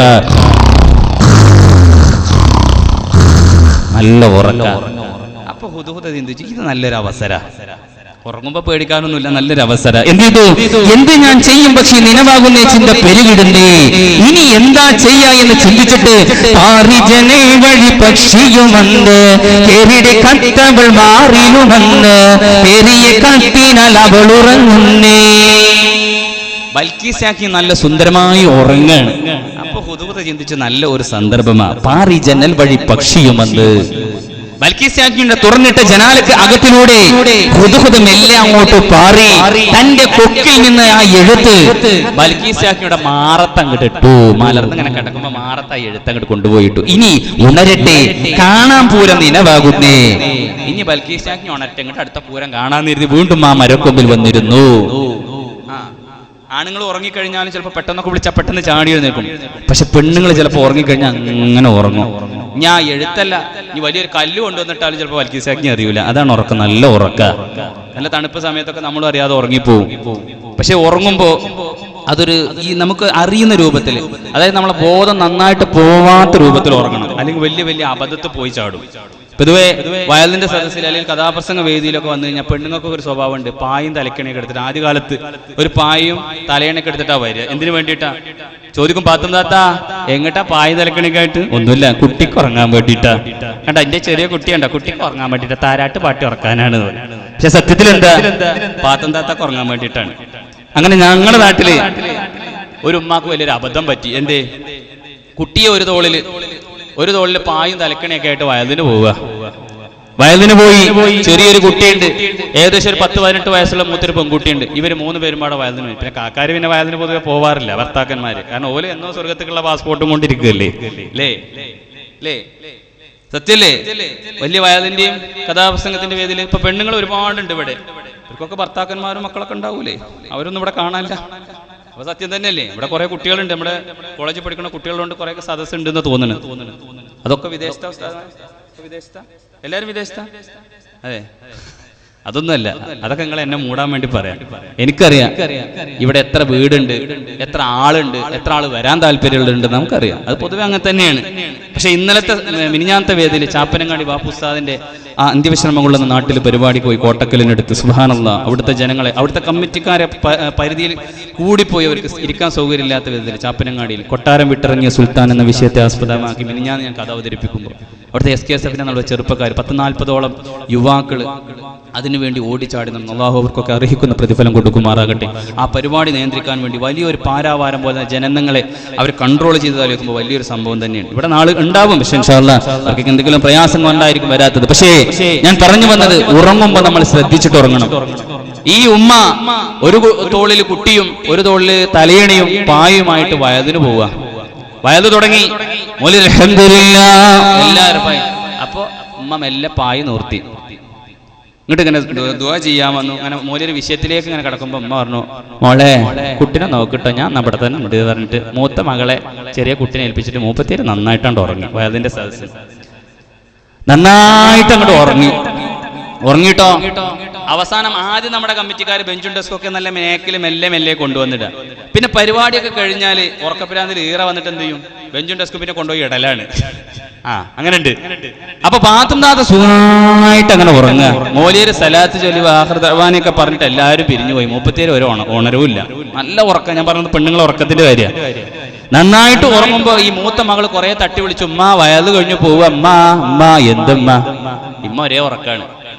ചെറിയ കുട്ടി എന്ത് ചെയ്തു, മെല്ലെ അവിടുന്ന് മൂത്ത മകൾ എടുത്തിട്ട് 37 അങ്ങോട്ട് വീട്ടിലേക്ക് പോയി. മകളും ചെറിയ കുട്ടിയും പോയി. ഈ ഉമ്മ ഭയങ്കര ഉറക്ക അവിടെ. അവസാനം കമ്മിറ്റിക്കാർ ബെഞ്ചും ഡെസ്കും ഇങ്ങനെ മദ്രസിലേക്ക് ഇടുമ്പോ ഈ ശബ്ദം കേട്ടിട്ട് പെട്ടെന്ന് ഉമ്മ എഴുന്നേറ്റു. നോക്കുമ്പോ ഇരുട്ടുമില്ല വെളിച്ചമില്ല, മൊത്തം എല്ലാ പരിപാടിയും കഴിഞ്ഞിട്ടുണ്ട്. കുറെ തപ്പി, കാരണം ചെറിയ കുട്ടിക്ക് പാല് കൊടുത്തിട്ട് അങ്ങനെ കിടത്തി ഉറക്കിയതല്ലേ. കുട്ടിയെ തപ്പി കാണുന്നില്ല. സുബ്ഹാനല്ലാഹ്, പറ്റിച്ചോ, എവിടെ എന്റെ കുട്ടി? ഒന്നുകൂടി വിശാലമായിട്ട് കുറച്ചങ്ങോട്ട് തപ്പി, ഇവിടെ ഉണ്ടല്ലേ.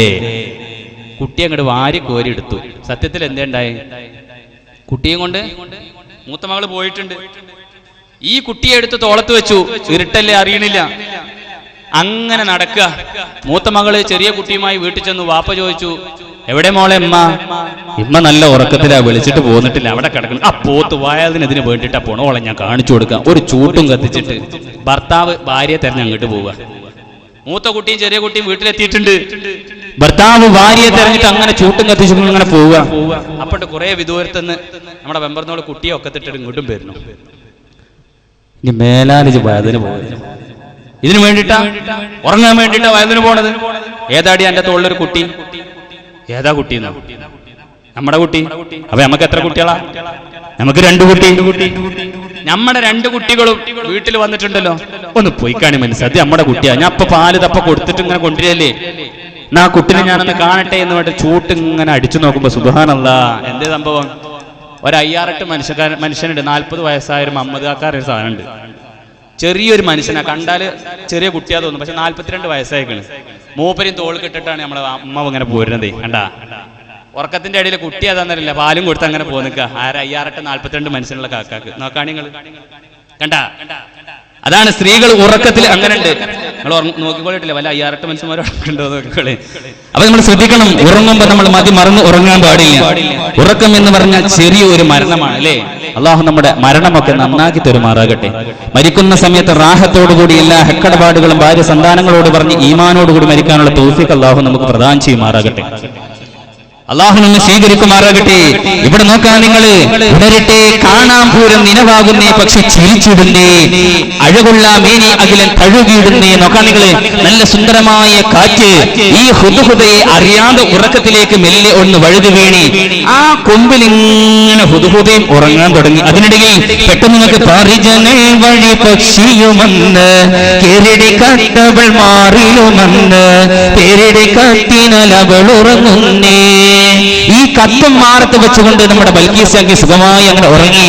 അങ്ങനെ സ്വൽപ്പ സമയം കഴിഞ്ഞപ്പോ പ്രിയമുള്ളവരെ, ഉറക്കിൽ നിന്നും മോചിതയായവൾ കണ്ടു രാജാത്തി, ഉറക്കി കരഞ്ഞവൾ മാറി കിടക്കുമെഴുത്തും വീടൂത്തി, ഉറയുന്ന വാളും ഊരിപ്പെട്ടാളവ് മൂടി വന്നെത്തി, ൂക്കര് നിന്നട ചോദ്യവുമായെന്തുണ്ടായി രാജാത്തി. സ്വൽപ്പ സമയം കഴിഞ്ഞു. രാജകുമാരി അന്തം വിട്ട് ഉറക്കമൊക്കെ കഴിഞ്ഞൊരൊറ്റ ഉണരല. ഉറക്കമിൽ നിന്ന് മോചിതയായവൾ കണ്ടു രാജാത്തി. ഉറക്കത്തിൽ നിന്ന് മോചിതയായപ്പോ പെട്ടെന്ന് അവളതാ തന്റെ മാറത്തിരിക്കുന്ന കത്ത് കണ്ടിട്ട് ബൽക്കീസാക്കി അന്തം വിട്ടു. വാടിയ മുഖമിനാൽ ഭീതിയിരുന്നേ, പേടിച്ച രൂപമിൽ കഥ തുടരുന്നേ. ബീവിക്കും അല്ലാത്ത അന്തം പെടലായി. കാരണം വാതിലെല്ലാം കുറ്റിയിട്ടിട്ടാണ് സുഖമായി ഉറങ്ങിയത്. പക്ഷേ ഉറങ്ങുമ്പോ എന്റെ ഈ മാറത്ത് എഴുത്തില്ല. ഈ എഴുത്തെങ്ങനെ മാറത്ത് വന്നു? ബൽക്കീസാക്കി വല്ലാത്ത അത്ഭുതമായി, വല്ലാത്ത അന്തംപെടലായി. കാരണം വാതിലൊക്കെ കുറ്റിയിട്ടുണ്ട്. പിന്നെ ആരാ ഈ എഴുത്ത് കൊടുന്ന് പണ്ടാരടക്കി എന്റെ മാറത്തിട്ടത്? എന്നിട്ടോ ആകെ അരിച്ചു പെറുക്കി കൊട്ടാരം, മുഖമായി മാറിയ വന്നത് സാരം, നാഗമായി തീറ്റത് പോലെയും ഭാരം. ഇവൾ പെട്ടെന്ന് എന്ത് പറഞ്ഞു? മന്ത്രിമാരെ വിളിച്ചു ആജ്ഞ കൊടുത്തു, ഏയ് പെട്ടെന്ന് എല്ലാവരും ഇങ്ങോട്ട് വരാൻ. സിംഹാസനത്തിന്റെ മട്ടുപ്പാവിലേക്ക് എല്ലാവരും വാളു, കുന്തം, അമ്പ്, ചാട്ടുളി പോലത്തെ ആയുധങ്ങൾ ഊരിയിട്ട് ബൽക്കീസിന്റെ ആജ്ഞ കേട്ടിട്ട് ആ വാതിലെല്ലാം തുറന്നിട്ട് ആകെ അരിച്ചു പെരുക്കി, മൊത്തം കൊട്ടാരം മുഴുവനും അരിച്ചു പെറുക്കി. പക്ഷെ ഒരു തുമ്പും പാലും കിട്ടിയില്ല. ആരത് കൊണ്ടുവന്നിട്ട്? ആരും ഈ കൊട്ടാരത്തിന്റെ മട്ടുപ്പാവിൽ വന്നിട്ടില്ല. ഈ കൊട്ടാരത്തിന്റെ ചുറ്റുവട്ടത്തേക്കും ആരും വന്നിട്ടില്ല. വല്ലാണ്ട് അത്ഭുതമായി വാടിത്തളർന്ന് ബീവി ഇരുന്നേ. ബീവിക്ക് വല്ലാത്ത സങ്കടായി. അപ്പോൾ എഴുത്തിന്റെ ഉള്ളടക്കൊന്നും നോക്കണില്ല. പക്ഷെ ഈ എഴുത്തിന്റെ മാറത്ത് എങ്ങനെ വന്നു? വല്ലാണ്ട് അത്ഭുതം തോന്നി. ഇവരിങ്ങനെ ഇരിക്ക. സമയം ഏകദേശം ഒരു 10:40 ആയിട്ടുണ്ട്. എത്ര മണി വരെ പറയണല്ലോ? അതൊന്ന് പറഞ്ഞാണ് ആദ്യം. അതൊന്ന് പറഞ്ഞാണ്, ഒരു ടൈം പറഞ്ഞാണ്, ഫിക്സഡ് ആക്കി കാണി. 10:40 ആയി. ഒരു ടൈം പറഞ്ഞാണ്, അതിനനുസരിച്ചിട്ട് നമുക്ക് കത്തിന് കൊണ്ടുപോകാൻ വേണ്ടിട്ടാ. 3 മണിയോ? എന്റെ മയ്യത്തുണ്ടാവാനല്ല പറഞ്ഞതേ, കഥ തീർക്കാനാ. 3 മണിവരെയൊക്കെ പറഞ്ഞാൽ നമ്മൾ എടുക്കാണ്ടാവുമോ? പിന്നെ നേരത്തെ അടിച്ച പെട്രോളിന്റെ ഇതൊക്കെ കഴിഞ്ഞിക്കണു, ഏകദേശം ഗ്യാസൊക്കെ കഴിഞ്ഞിക്കണേ. പറയും, നിങ്ങൾ നല്ലൊരു സമയം പറയും, അതിനനുസരിച്ച് നമുക്ക് ക്രോഡീകരിച്ച് കൊണ്ടുപോകാൻ വേണ്ടിട്ടാ. ഏമാനി ഒന്ന് പറഞ്ഞാണി. 11 മണിയില്ലേ അല്ലേ?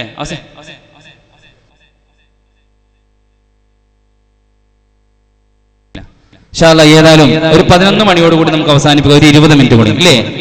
എല്ലാവരും റെഡിയല്ലേ? 11 മണിക്ക് നമുക്ക് അവസാനിപ്പിക്കാം. അള്ളാഹു അനുഗ്രഹിക്കുമാറാകട്ടെ. ഇവിടെ നോക്കാൻ നിങ്ങൾ കൊട്ടാരം മുഴുവനും അരിച്ചു പെറുക്കി, ഒരു മനുഷ്യനെ കണ്ടില്ല. പക്ഷെ ഈ വിവരങ്ങളെല്ലാം കണ്ട് ആരിയിരിക്കുന്നുണ്ട്? ഹുദഹുദ ആ മരത്തിന്റെ മുമ്പിലിരുന്നിട്ട് ഇങ്ങനെ ചിരിക്കുക. നിങ്ങളങ്ങോട്ട് കുറെ തരും, ആരെ കിട്ടാനാ? ഞാനല്ലേ എഴുത്ത് നിന്റെ മാറത്ത് കൊണ്ടുവന്നിട്ട്. അങ്ങനെ ഇരിക്കുന്നതിനിടയിൽ പെട്ടെന്ന് നോക്കി ബൽക്കീസാക്കി ആ എഴുത്ത് വായിക്കാൻ തുടങ്ങി. ആരെഴുതുന്ന കത്ത? ഈ ഭൂലോകം അടക്കി ഭരിക്കാൻ കഴിവുള്ള സുലൈമാൻ നബി എഴുതുന്ന കത്താണ്. എന്താ ആ കത്തിന്റെ ഉള്ളടക്കം? നീയും നിന്റെ കൂട്ടുകാരും പെട്ടെന്ന് തന്നെ എന്റെ മതത്തിലേക്ക്, അള്ളാഹു എന്ന ഏകനായ അള്ളാഹുലേക്ക് നിങ്ങൾ വരണം. ഇല്ലെങ്കിലോ അവിടെ വന്നുകൊണ്ട് ഞങ്ങൾ യുദ്ധം ചെയ്ത് നിങ്ങളെ കീഴ്പ്പെടുത്തും എന്നുള്ള വാർത്ത കേട്ടപ്പോ ആകെ ബേജാറായി. കാരണം ഭൂലോകം അടക്കി ഭരിക്കാൻ കഴിവുള്ള സുലൈമാൻ നബി എഴുതുന്ന കത്താണല്ലോ. സുബ്ഹാനല്ലാഹ്. വല്ലാണ്ട് ബേജാറായി. എന്നിട്ടോ അവിടുന്ന് ഒരു തീരുമാനത്തിലെത്തി. ഒരു 3-4 പേരെ സുലൈമാൻ നബിയുടെ സമീപത്തേക്ക് പറഞ്ഞേക്കുക. അവിടുത്തെ വിവരങ്ങളെല്ലാം അറിഞ്ഞു വരാൻ വേണ്ടി ബൽക്കീസ് രാജ്ഞി ഒരു 4 പട്ടാളക്കാരെ തെരഞ്ഞെടുത്തു. അവരോട് പറഞ്ഞു, ഒരിക്കലും നിങ്ങളെ ഭാഗത്തുനിന്ന് ഒരു വീഴ്ച ഉണ്ടാവാൻ പാടില്ല. സുലൈമാൻ നബിയുടെ സമീപത്തേക്ക് ചെന്നിട്ട് ആ കൊട്ടാരവും പരിചാരകരെയും പട്ടാളക്കാരെയും മന്ത്രിമാരെയും എല്ലാവരെയും നിങ്ങളൊന്ന് വാച്ച് ചെയ്ത് അവിടെ എത്രത്തോളം ആയുധങ്ങളുണ്ട്, എത്രത്തോളം പടക്കോപ്പുകളുണ്ട്, എത്രത്തോളം കുതിരകളുണ്ട്, കൊട്ടാരത്തിന്റെ അവസ്ഥ എന്താ ഒന്ന് അറിഞ്ഞിട്ട് വരാൻ ആരാജ്ഞ കൊടുത്തു? ബൽക്കീസ് രാജ്ഞി 4 പേർക്ക് ആജ്ഞ കൊടുത്തു. ഈ വിവരമൊക്കെ ആര് കാണുക? ഹുദ്ഹുദ മരക്കൊമ്പത്തിരുന്ന് കാണുക. എന്നിട്ടോ ഹുദ്ഹുദ ഈ വിവരം പട്ടാളക്കാര് 4 പേര് തന്റെ സിംഹാസനത്തിലേക്ക് കൊട്ടാരത്തിലേക്ക് വരുന്നുണ്ട് എന്നറിയാൻ, അത് അറിയിക്കാൻ വേണ്ടിയിട്ട് സുലൈമാൻ നബിയുടെ കൊട്ടാരത്തിലേക്ക് ആര് പോവുക? തിരിച്ചിടുന്നു. ഹുദ്ഹുദ ഉടനെ എത്തി നബിയിൽ ഒത്തുകയാണ്. ചിരിയലകൾ ഉയർന്നത് അവിടം ഒരു പേരും പോരുമില്ല.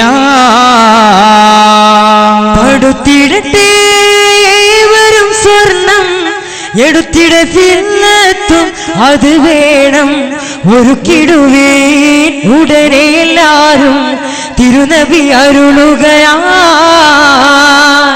പറഞ്ഞതുപോൽ ചെയ്തവരെല്ലാം എത്തിച്ചിരിത്തുമ്പിവിടെ ആൾക്കാർ കൊട്ടാരം കണ്ടവരാകെയും നിന്നത് നിലവുകളാ. തിരിച്ചിടുന്നു ഹുദ്ഹുദ ഉടനെ എത്തി നബിയിലുരക്കുകയാണ്. ചിരിയലകൾ ഉയർന്നത് അവിടം ഒരു പേരും കൂരയിലാ. ഹുദ്ഹുദ ഈ വിവരങ്ങളെല്ലാം അറിഞ്ഞു.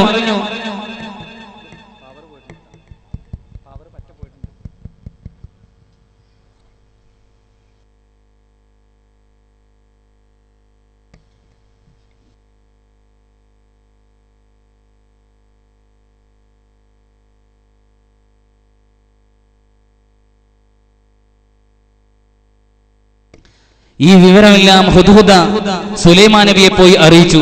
പ്രിയമുള്ളവരെ ശ്രദ്ധിക്കണം, വിവരങ്ങളെല്ലാം പറഞ്ഞു. 4 പട്ടാളക്കാര് തന്റെ സിംഹാസനത്തിലേക്ക് വരുന്നുണ്ട്. ഈ വിവരമെല്ലാം അറിയാൻ വേണ്ടി ഇവിടെ എത്തിപ്പെടുന്നുണ്ട് എന്ന് മനസ്സിലാക്കി ഹുദ്ഹുദ ഈ വിവരങ്ങളെല്ലാം സുലൈമാൻ നബിയെ അറിയിച്ചു. ശ്രദ്ധിക്കണേ, സുലൈമാൻ നബി എന്ത് ചെയ്തു? കൊട്ടാരം നന്നായിട്ടൊന്ന് വൃത്തിയാക്കാൻ പറഞ്ഞു. കാരണം 4 പട്ടാളക്കാർ ഇങ്ങോട്ട് വരുന്നുണ്ടല്ലോ. ബൽക്കീസിന്റെ 4 പട്ടാളക്കാർ തന്റെ കൊട്ടാരത്തിലേക്ക് വരുമ്പോ ഇവിടെ നന്നായിട്ടൊന്ന് ഒരുക്കാൻ പറഞ്ഞു. മാത്രമല്ല, സുലൈമാൻ നബി ഉടുക്കുന്നത് സാധാരണ വസ്ത്രമാണെങ്കിലും പട്ടാളക്കാർക്ക് നല്ല വസ്ത്രം കൊടുത്തു, നല്ല ഭക്ഷണം കൊടുത്തു, കൊട്ടാരം നന്നായിട്ടൊന്ന് അണിയിച്ചൊരുക്കി. അതിനിടയിൽ 4 പട്ടാളക്കാര് ബൽക്കീസിന്റെ ആജ്ഞപ്രകാരം 4 പട്ടാളക്കാർ ആ സിംഹാസനത്തിലേക്ക് വരിക. സുലൈമാൻ നബിയുടെ കൊട്ടാരത്തിന് സമീപത്തേക്ക് എത്തിപ്പെട്ടു. ആ കൊട്ടാരം കണ്ടിട്ട് അന്തം പൊട്ടുപോയി. പ്രിയമുള്ളവരെ, സുലൈമാൻ നബിയുടെ സമീപത്തേക്ക് വന്നു. ഒരു രാജാവ്, ഭൂലോകം അടക്കി ഭരിക്കുന്ന രാജാവിന്റെ വസ്ത്രം കണ്ടപ്പോ ഈ 4 പട്ടാളക്കാർ അന്തം വിട്ടു. പ്രിയമുള്ളവരെ, ബൽക്കീസിന്റെ വസ്ത്രമോ ബൽക്കീസിന്റെ സിംഹാസനം കണ്ടവർ അന്തം വിട്ടുപോയി. പക്ഷേ സുലൈമാൻ നബിയുടെ സിംഹാസനവും സുലൈമാൻ നബിയുടെ വസ്ത്രവും കണ്ടപ്പോ ഈ 4 പട്ടാളക്കാർക്കും വല്ലാത്തൊരു സഹതാപം തോന്നി. ഭൂലോകം അടക്കി ഭരിക്കാൻ കഴിവിട്ടിയ ഒരു രാജാവിന്റെ വേഷം, നേരെ മറിച്ച് പട്ടാളക്കാർക്കോ നല്ല വേഷം, നല്ല ഭക്ഷണവും. പക്ഷേ സുലൈമാൻ നബി കഴിക്കുന്നത് ഗോതമ്പിന്റെ ഉമ്മിയാണ്. ഗോതമ്പിന്റെ ഉമ്മി കഴിക്കുന്നു, സാധാരണ ഒരു വസ്ത്രം ധരിക്കുന്നു, സാധാരണ ഒരു മനുഷ്യരെ പോലെ കണ്ടപ്പോ ഈ 4 പട്ടാളക്കാർക്ക് അവിടെ വരുമ്പോ സുലൈമാൻ നബിയുടെ ഒരു ദേഷ്യമൊക്കെ തോന്നിയിരുന്നു. പക്ഷെ സുലൈമാൻ നബിയുടെ രൂപവും ആ കൊട്ടാരത്തിന്റെ ഭാവവും അവിടുത്തെ സാഹചര്യവും കണ്ടപ്പോ എല്ലാം മനസ്സിലായി. ഈ 4 പേരും തിരിച്ചു വന്നു. കഥ വിശാലമാണ്, പെട്ടെന്ന് അവസാനിപ്പിക്കാൻ. ഈ 4 പേരും വീണ്ടും ബൽക്കീസിന്റെ സിംഹാസനത്തിലേക്ക് വന്നിട്ട് രാജ്ഞി ചോദിച്ചു, എല്ലാ കൂട്ടരെയും അവിടെ പോയിട്ട് എന്തെങ്കിലും അക്രമങ്ങൾ അഴിച്ചുവിട്ടോ? സുലൈമാൻ നബി അങ്ങനെ ആളൊരു ഭീകരനാണോ, ആളൊരു ക്രൂരനാണോ എന്ന് ചോദിച്ചപ്പോ 4 പേര് പറഞ്ഞു, ബൽക്കീസ് രാജ്ഞി, നമ്മൾ ഉദ്ദേശിക്കുന്ന പോലെയില്ല. സുലൈമാൻ നബിയുടെ കൊട്ടാരം കാണുന്ന നിങ്ങൾ എന്തൊരു അഴകാണ്, മാത്രമല്ല പട്ടാളക്കാർക്കൊക്കെ എന്ത് നല്ല വസ്ത്രമാ. പക്ഷേ ഇങ്ങനെ ഭൂലോകം അടക്കി ഭരിക്കുന്ന സുലൈമാൻ നബിയുടെ വേഷം കണ്ട രാജ്ഞി ഒരു സാധാരണ വേഷമാണ്. ഭക്ഷണമാണെങ്കിലോ ഗോതമ്പിന്റെ ഉമ്മിയാണ്. സാധാരണ ഒരു മനുഷ്യൻ, എന്ത് നല്ല ഭംഗിയുള്ള മനുഷ്യനാ. ആ നബിനെ നമ്മൾ സംശയിച്ചപ്പോഴോ, ആ രാജാവിനെ നമ്മൾ സംശയിച്ചപ്പോഴോ ഇതെല്ലാം ബൽക്കീസ് രാജ്ഞി കേട്ടപ്പോ ശ്രദ്ധിക്കണേ, ഇതെല്ലാം സുലൈമാൻ നബിയുടെ മഹത്വവും ആ കൊട്ടാരത്തിന്റെ അവസ്ഥയും പട്ടാളക്കാര അവസ്ഥയും കേട്ടപ്പോ പെട്ടെന്ന് തന്നെ ബൽക്കീസ് രാജ്ഞി സുലൈമാൻ നബിനെ കാണുന്നൊരു പൂതി. ആ പ്രദേശത്ത് ചെന്നിട്ട് സുലൈമാൻ നബിയുടെ യഥാർത്ഥ രൂപവും ആ ഭാവവും കൊട്ടാരത്തിന്റെ അവസ്ഥയും കാണാൻ നമ്മുടെ ബൽക്കീസാക്കിക്ക് ഒരു പൂതി ഇങ്ങനെ കേറുക. അതിനെന്ത് ചെയ്തു? ബൽക്കീസാക്കി നന്നായിട്ടൊന്ന് അണിഞ്ഞൊരുങ്ങി. നേരത്തെ പറഞ്ഞതുപോലെ പെണ്ണുങ്ങളില്ലേ, പോകുമ്പോ നന്നായിട്ടൊന്ന് അണിഞ്ഞൊരുങ്ങി, നല്ല വസ്ത്രം ധരിച്ചു, നല്ല തലപ്പാവ് ധരിച്ചു, എല്ലാം നന്നായിട്ടൊന്ന് അഴകി ഒഴിഞ്ഞിട്ടോ സതികണേ തന്റെ സിംഹാസനം, താൻ ഉപയോഗിക്കുന്ന സിംഹാസനം ഒരുപാട് വിലപിടിപ്പുള്ള വജ്രങ്ങളുണ്ട്, മാണിക്യക്കല്ലുണ്ട്. അത് കളവ് പോകാതിരിക്കാൻ വേണ്ടി ബൽക്കീസ് രാജ്ഞി അവിടുന്ന് മാറിക്കഴിഞ്ഞാല് ഏതെങ്കിലും കള്ളന്മാരോ പട്ടാളക്കാരോ അത് കൊണ്ടുപോകുമോ എന്ന് മനസ്സിലാക്കിയിട്ട് ബൽക്കീസ് രാജ്ഞി എന്ത് ചെയ്തു? തന്റെ സിംഹാസനം വലിയൊരു പത്തായത്തിലിട്ട് വെച്ചങ്ങോട്ട് പൂട്ടി. വലിയൊരു പത്തായത്തിൽ തന്റെ സിംഹാസനം വെച്ച് പൂട്ടി. അതിന്റെ താക്കോല് തന്റെ കൈവശം വെച്ചു. മാത്രമല്ല, ആ സിംഹാസനത്തിന് വേണ്ടി, പത്തായത്തിന് വേണ്ടി 10,000-ഓളം വരുന്ന പട്ടാളക്കാരെ കാവല് നിർത്തി. എന്നിട്ടോ ബൽക്കീസ് രാജ്ഞി സുലൈമാൻ നബിയുടെ കൊട്ടാരത്തിലേക്ക് പോവുക. സുന്ദരമായിട്ട് നന്നായിട്ടൊന്ന് ഒരുങ്ങി സുലൈമാൻ നബിയെ കാണാൻ പോകല്ലേ. സുന്ദരനായ സുലൈമാൻ നബിയെ കാണുമ്പോൾ ഒരു ഇംപ്രഷൻ കിട്ടിക്കോട്ടെ, ഒരു ഹുബ് കിട്ടിക്കോട്ടെ എന്ന് കരുതി നന്നായിട്ടൊന്ന് അണിഞ്ഞൊരുങ്ങിയിട്ട് തന്റെ സിംഹാസനം പത്തായത്തിൽ വെച്ച് പൂട്ടിയിട്ട് നോക്കുകയാണെങ്കിൽ എങ്ങനെ പോണത്?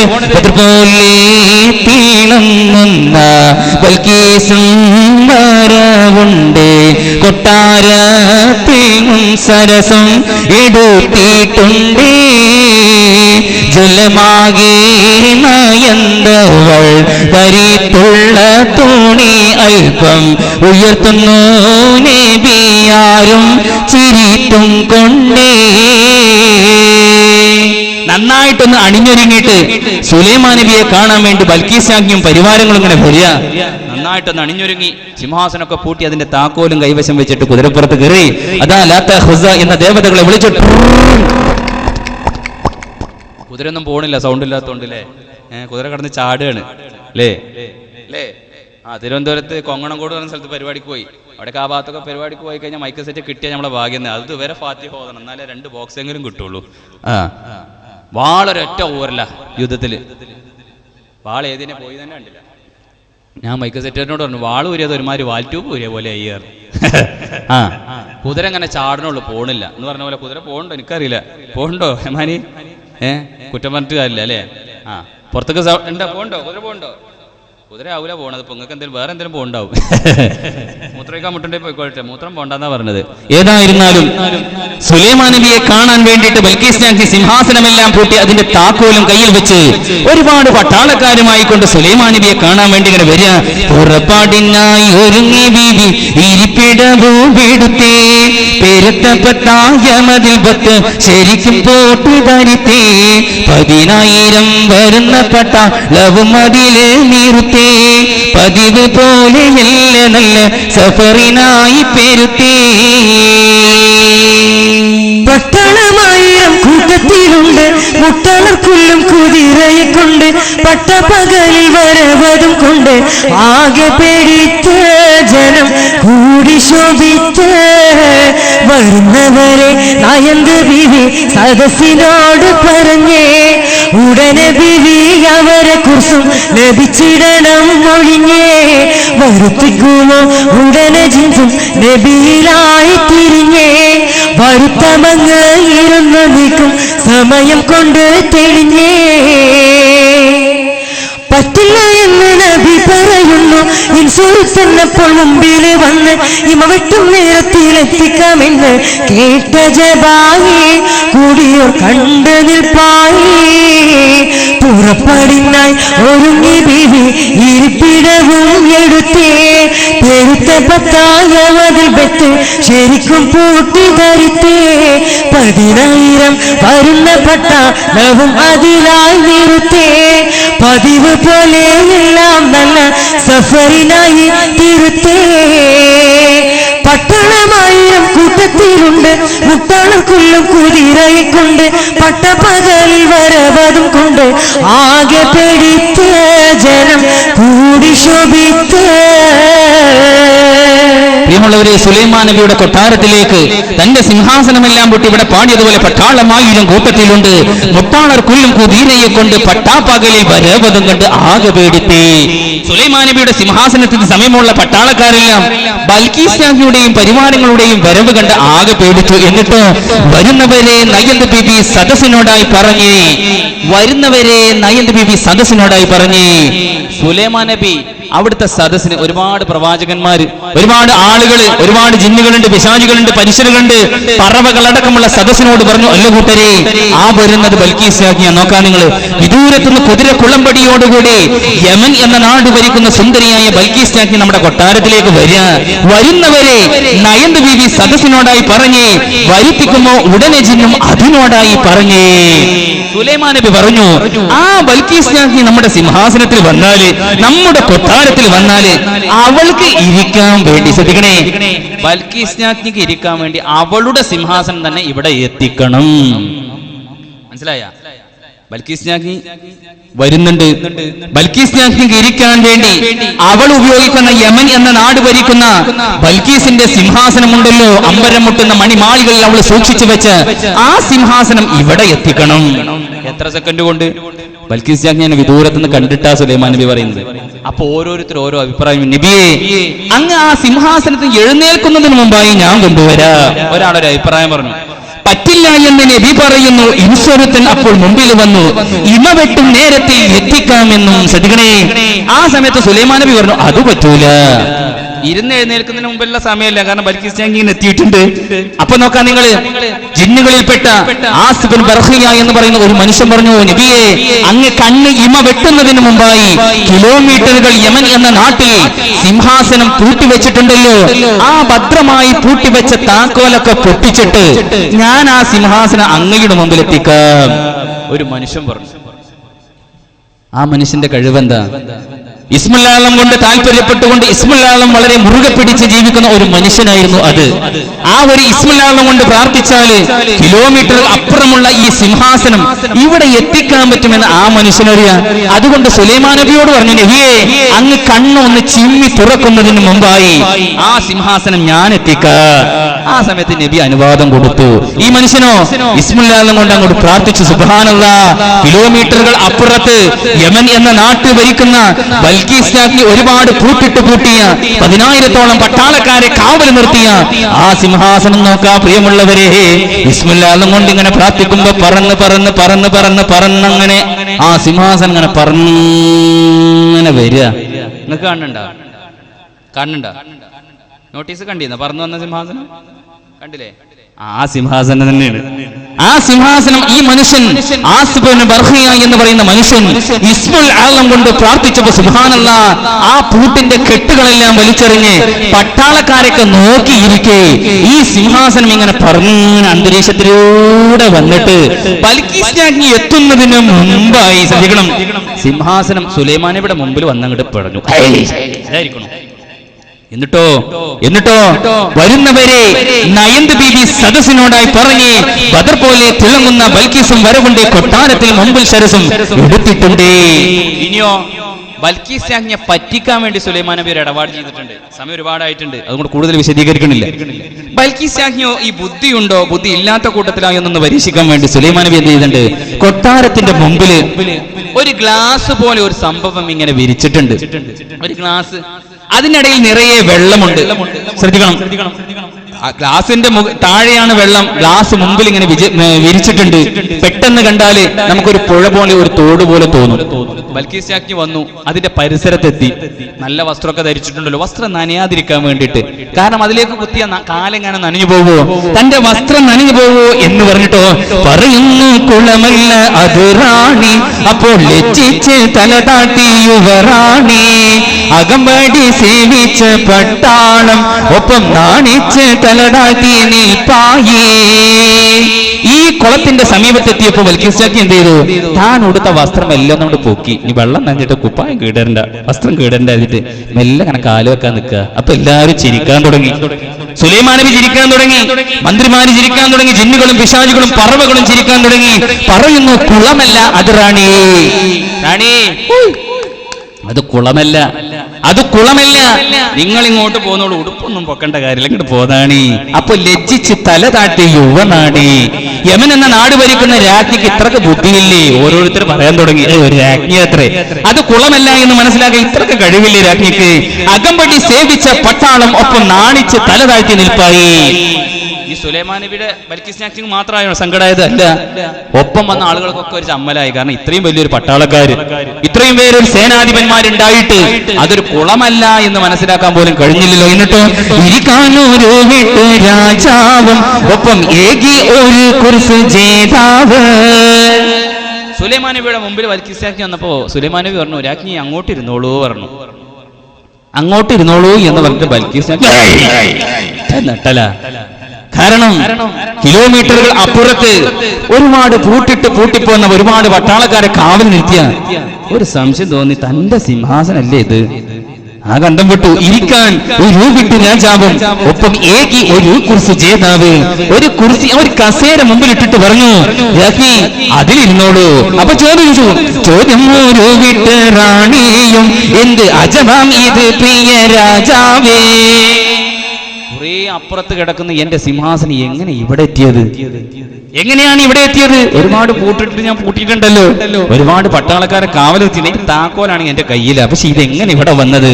ആ സമയത്ത് സുലൈമാൻ നബി അവിടെ ഉണ്ടായ അവസ്ഥകളൊക്കെ വിവരിച്ചു. എന്നിട്ടോ യമനിലെ റാണിയവൾ പുഞ്ചിരി തൂകിയിരിക്കുന്നേ, ഇമകളെ പൂട്ടിയവർ ഇടയ്ക്കിടെ നബിയെയും നോക്കുന്നേ.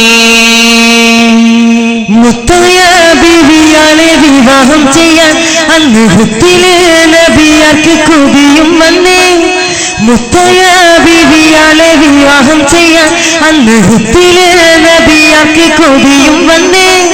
സത്യമായ കാര്യം മടികൂടാതെ നബി ഹുത്തിയെ അവളോട് എന്ന കാര്യത്തെ നേടി കൊടുക്കാമെന്നും ദീന് പുണരാമെന്നും വിനയത്തിൽ റാണിയാളും ഉറത്തിടുന്നേ. കല്യാണ പന്തലന്ത ഒരുങ്ങിടുന്നേ, നന്നായി വല്ലിമാരത്ത് കൂടി ചമയിക്കുന്നേ. കല്യാണ പന്തലത ഒരുങ്ങിടുന്നേ, നന്നായി വല്ലിമാരത്ത് ചേർന്ന് ചമയിക്കുന്നേ.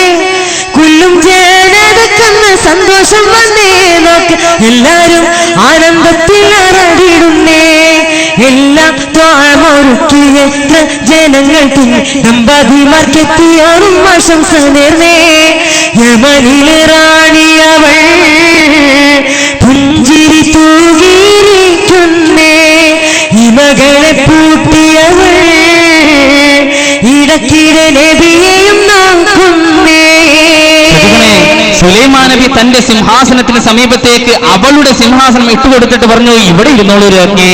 അങ്ങനെ മനമില്ല മനസ്സോടുകൂടി ബൽക്കീസ് രാജ്ഞി മെല്ലെ ആ സിംഹാസനത്തിൽ ഇരുന്നു.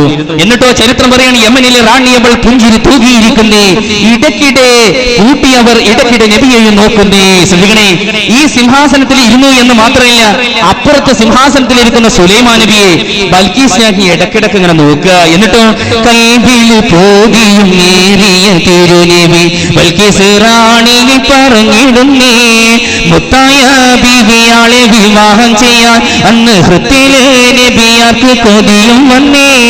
സത്യമായ കാര്യം മടി കൂടാതെ നബി എത്തിയേ അവളോട് അന്ന കാര്യത്തെ. യമൻ എന്ന നാട് ഭരിക്കുന്ന ബൽക്കീസ് രാജ്ഞിയോടൊരു മമത, ഒരു ഹുബ് ആർക്ക് തോന്നുക?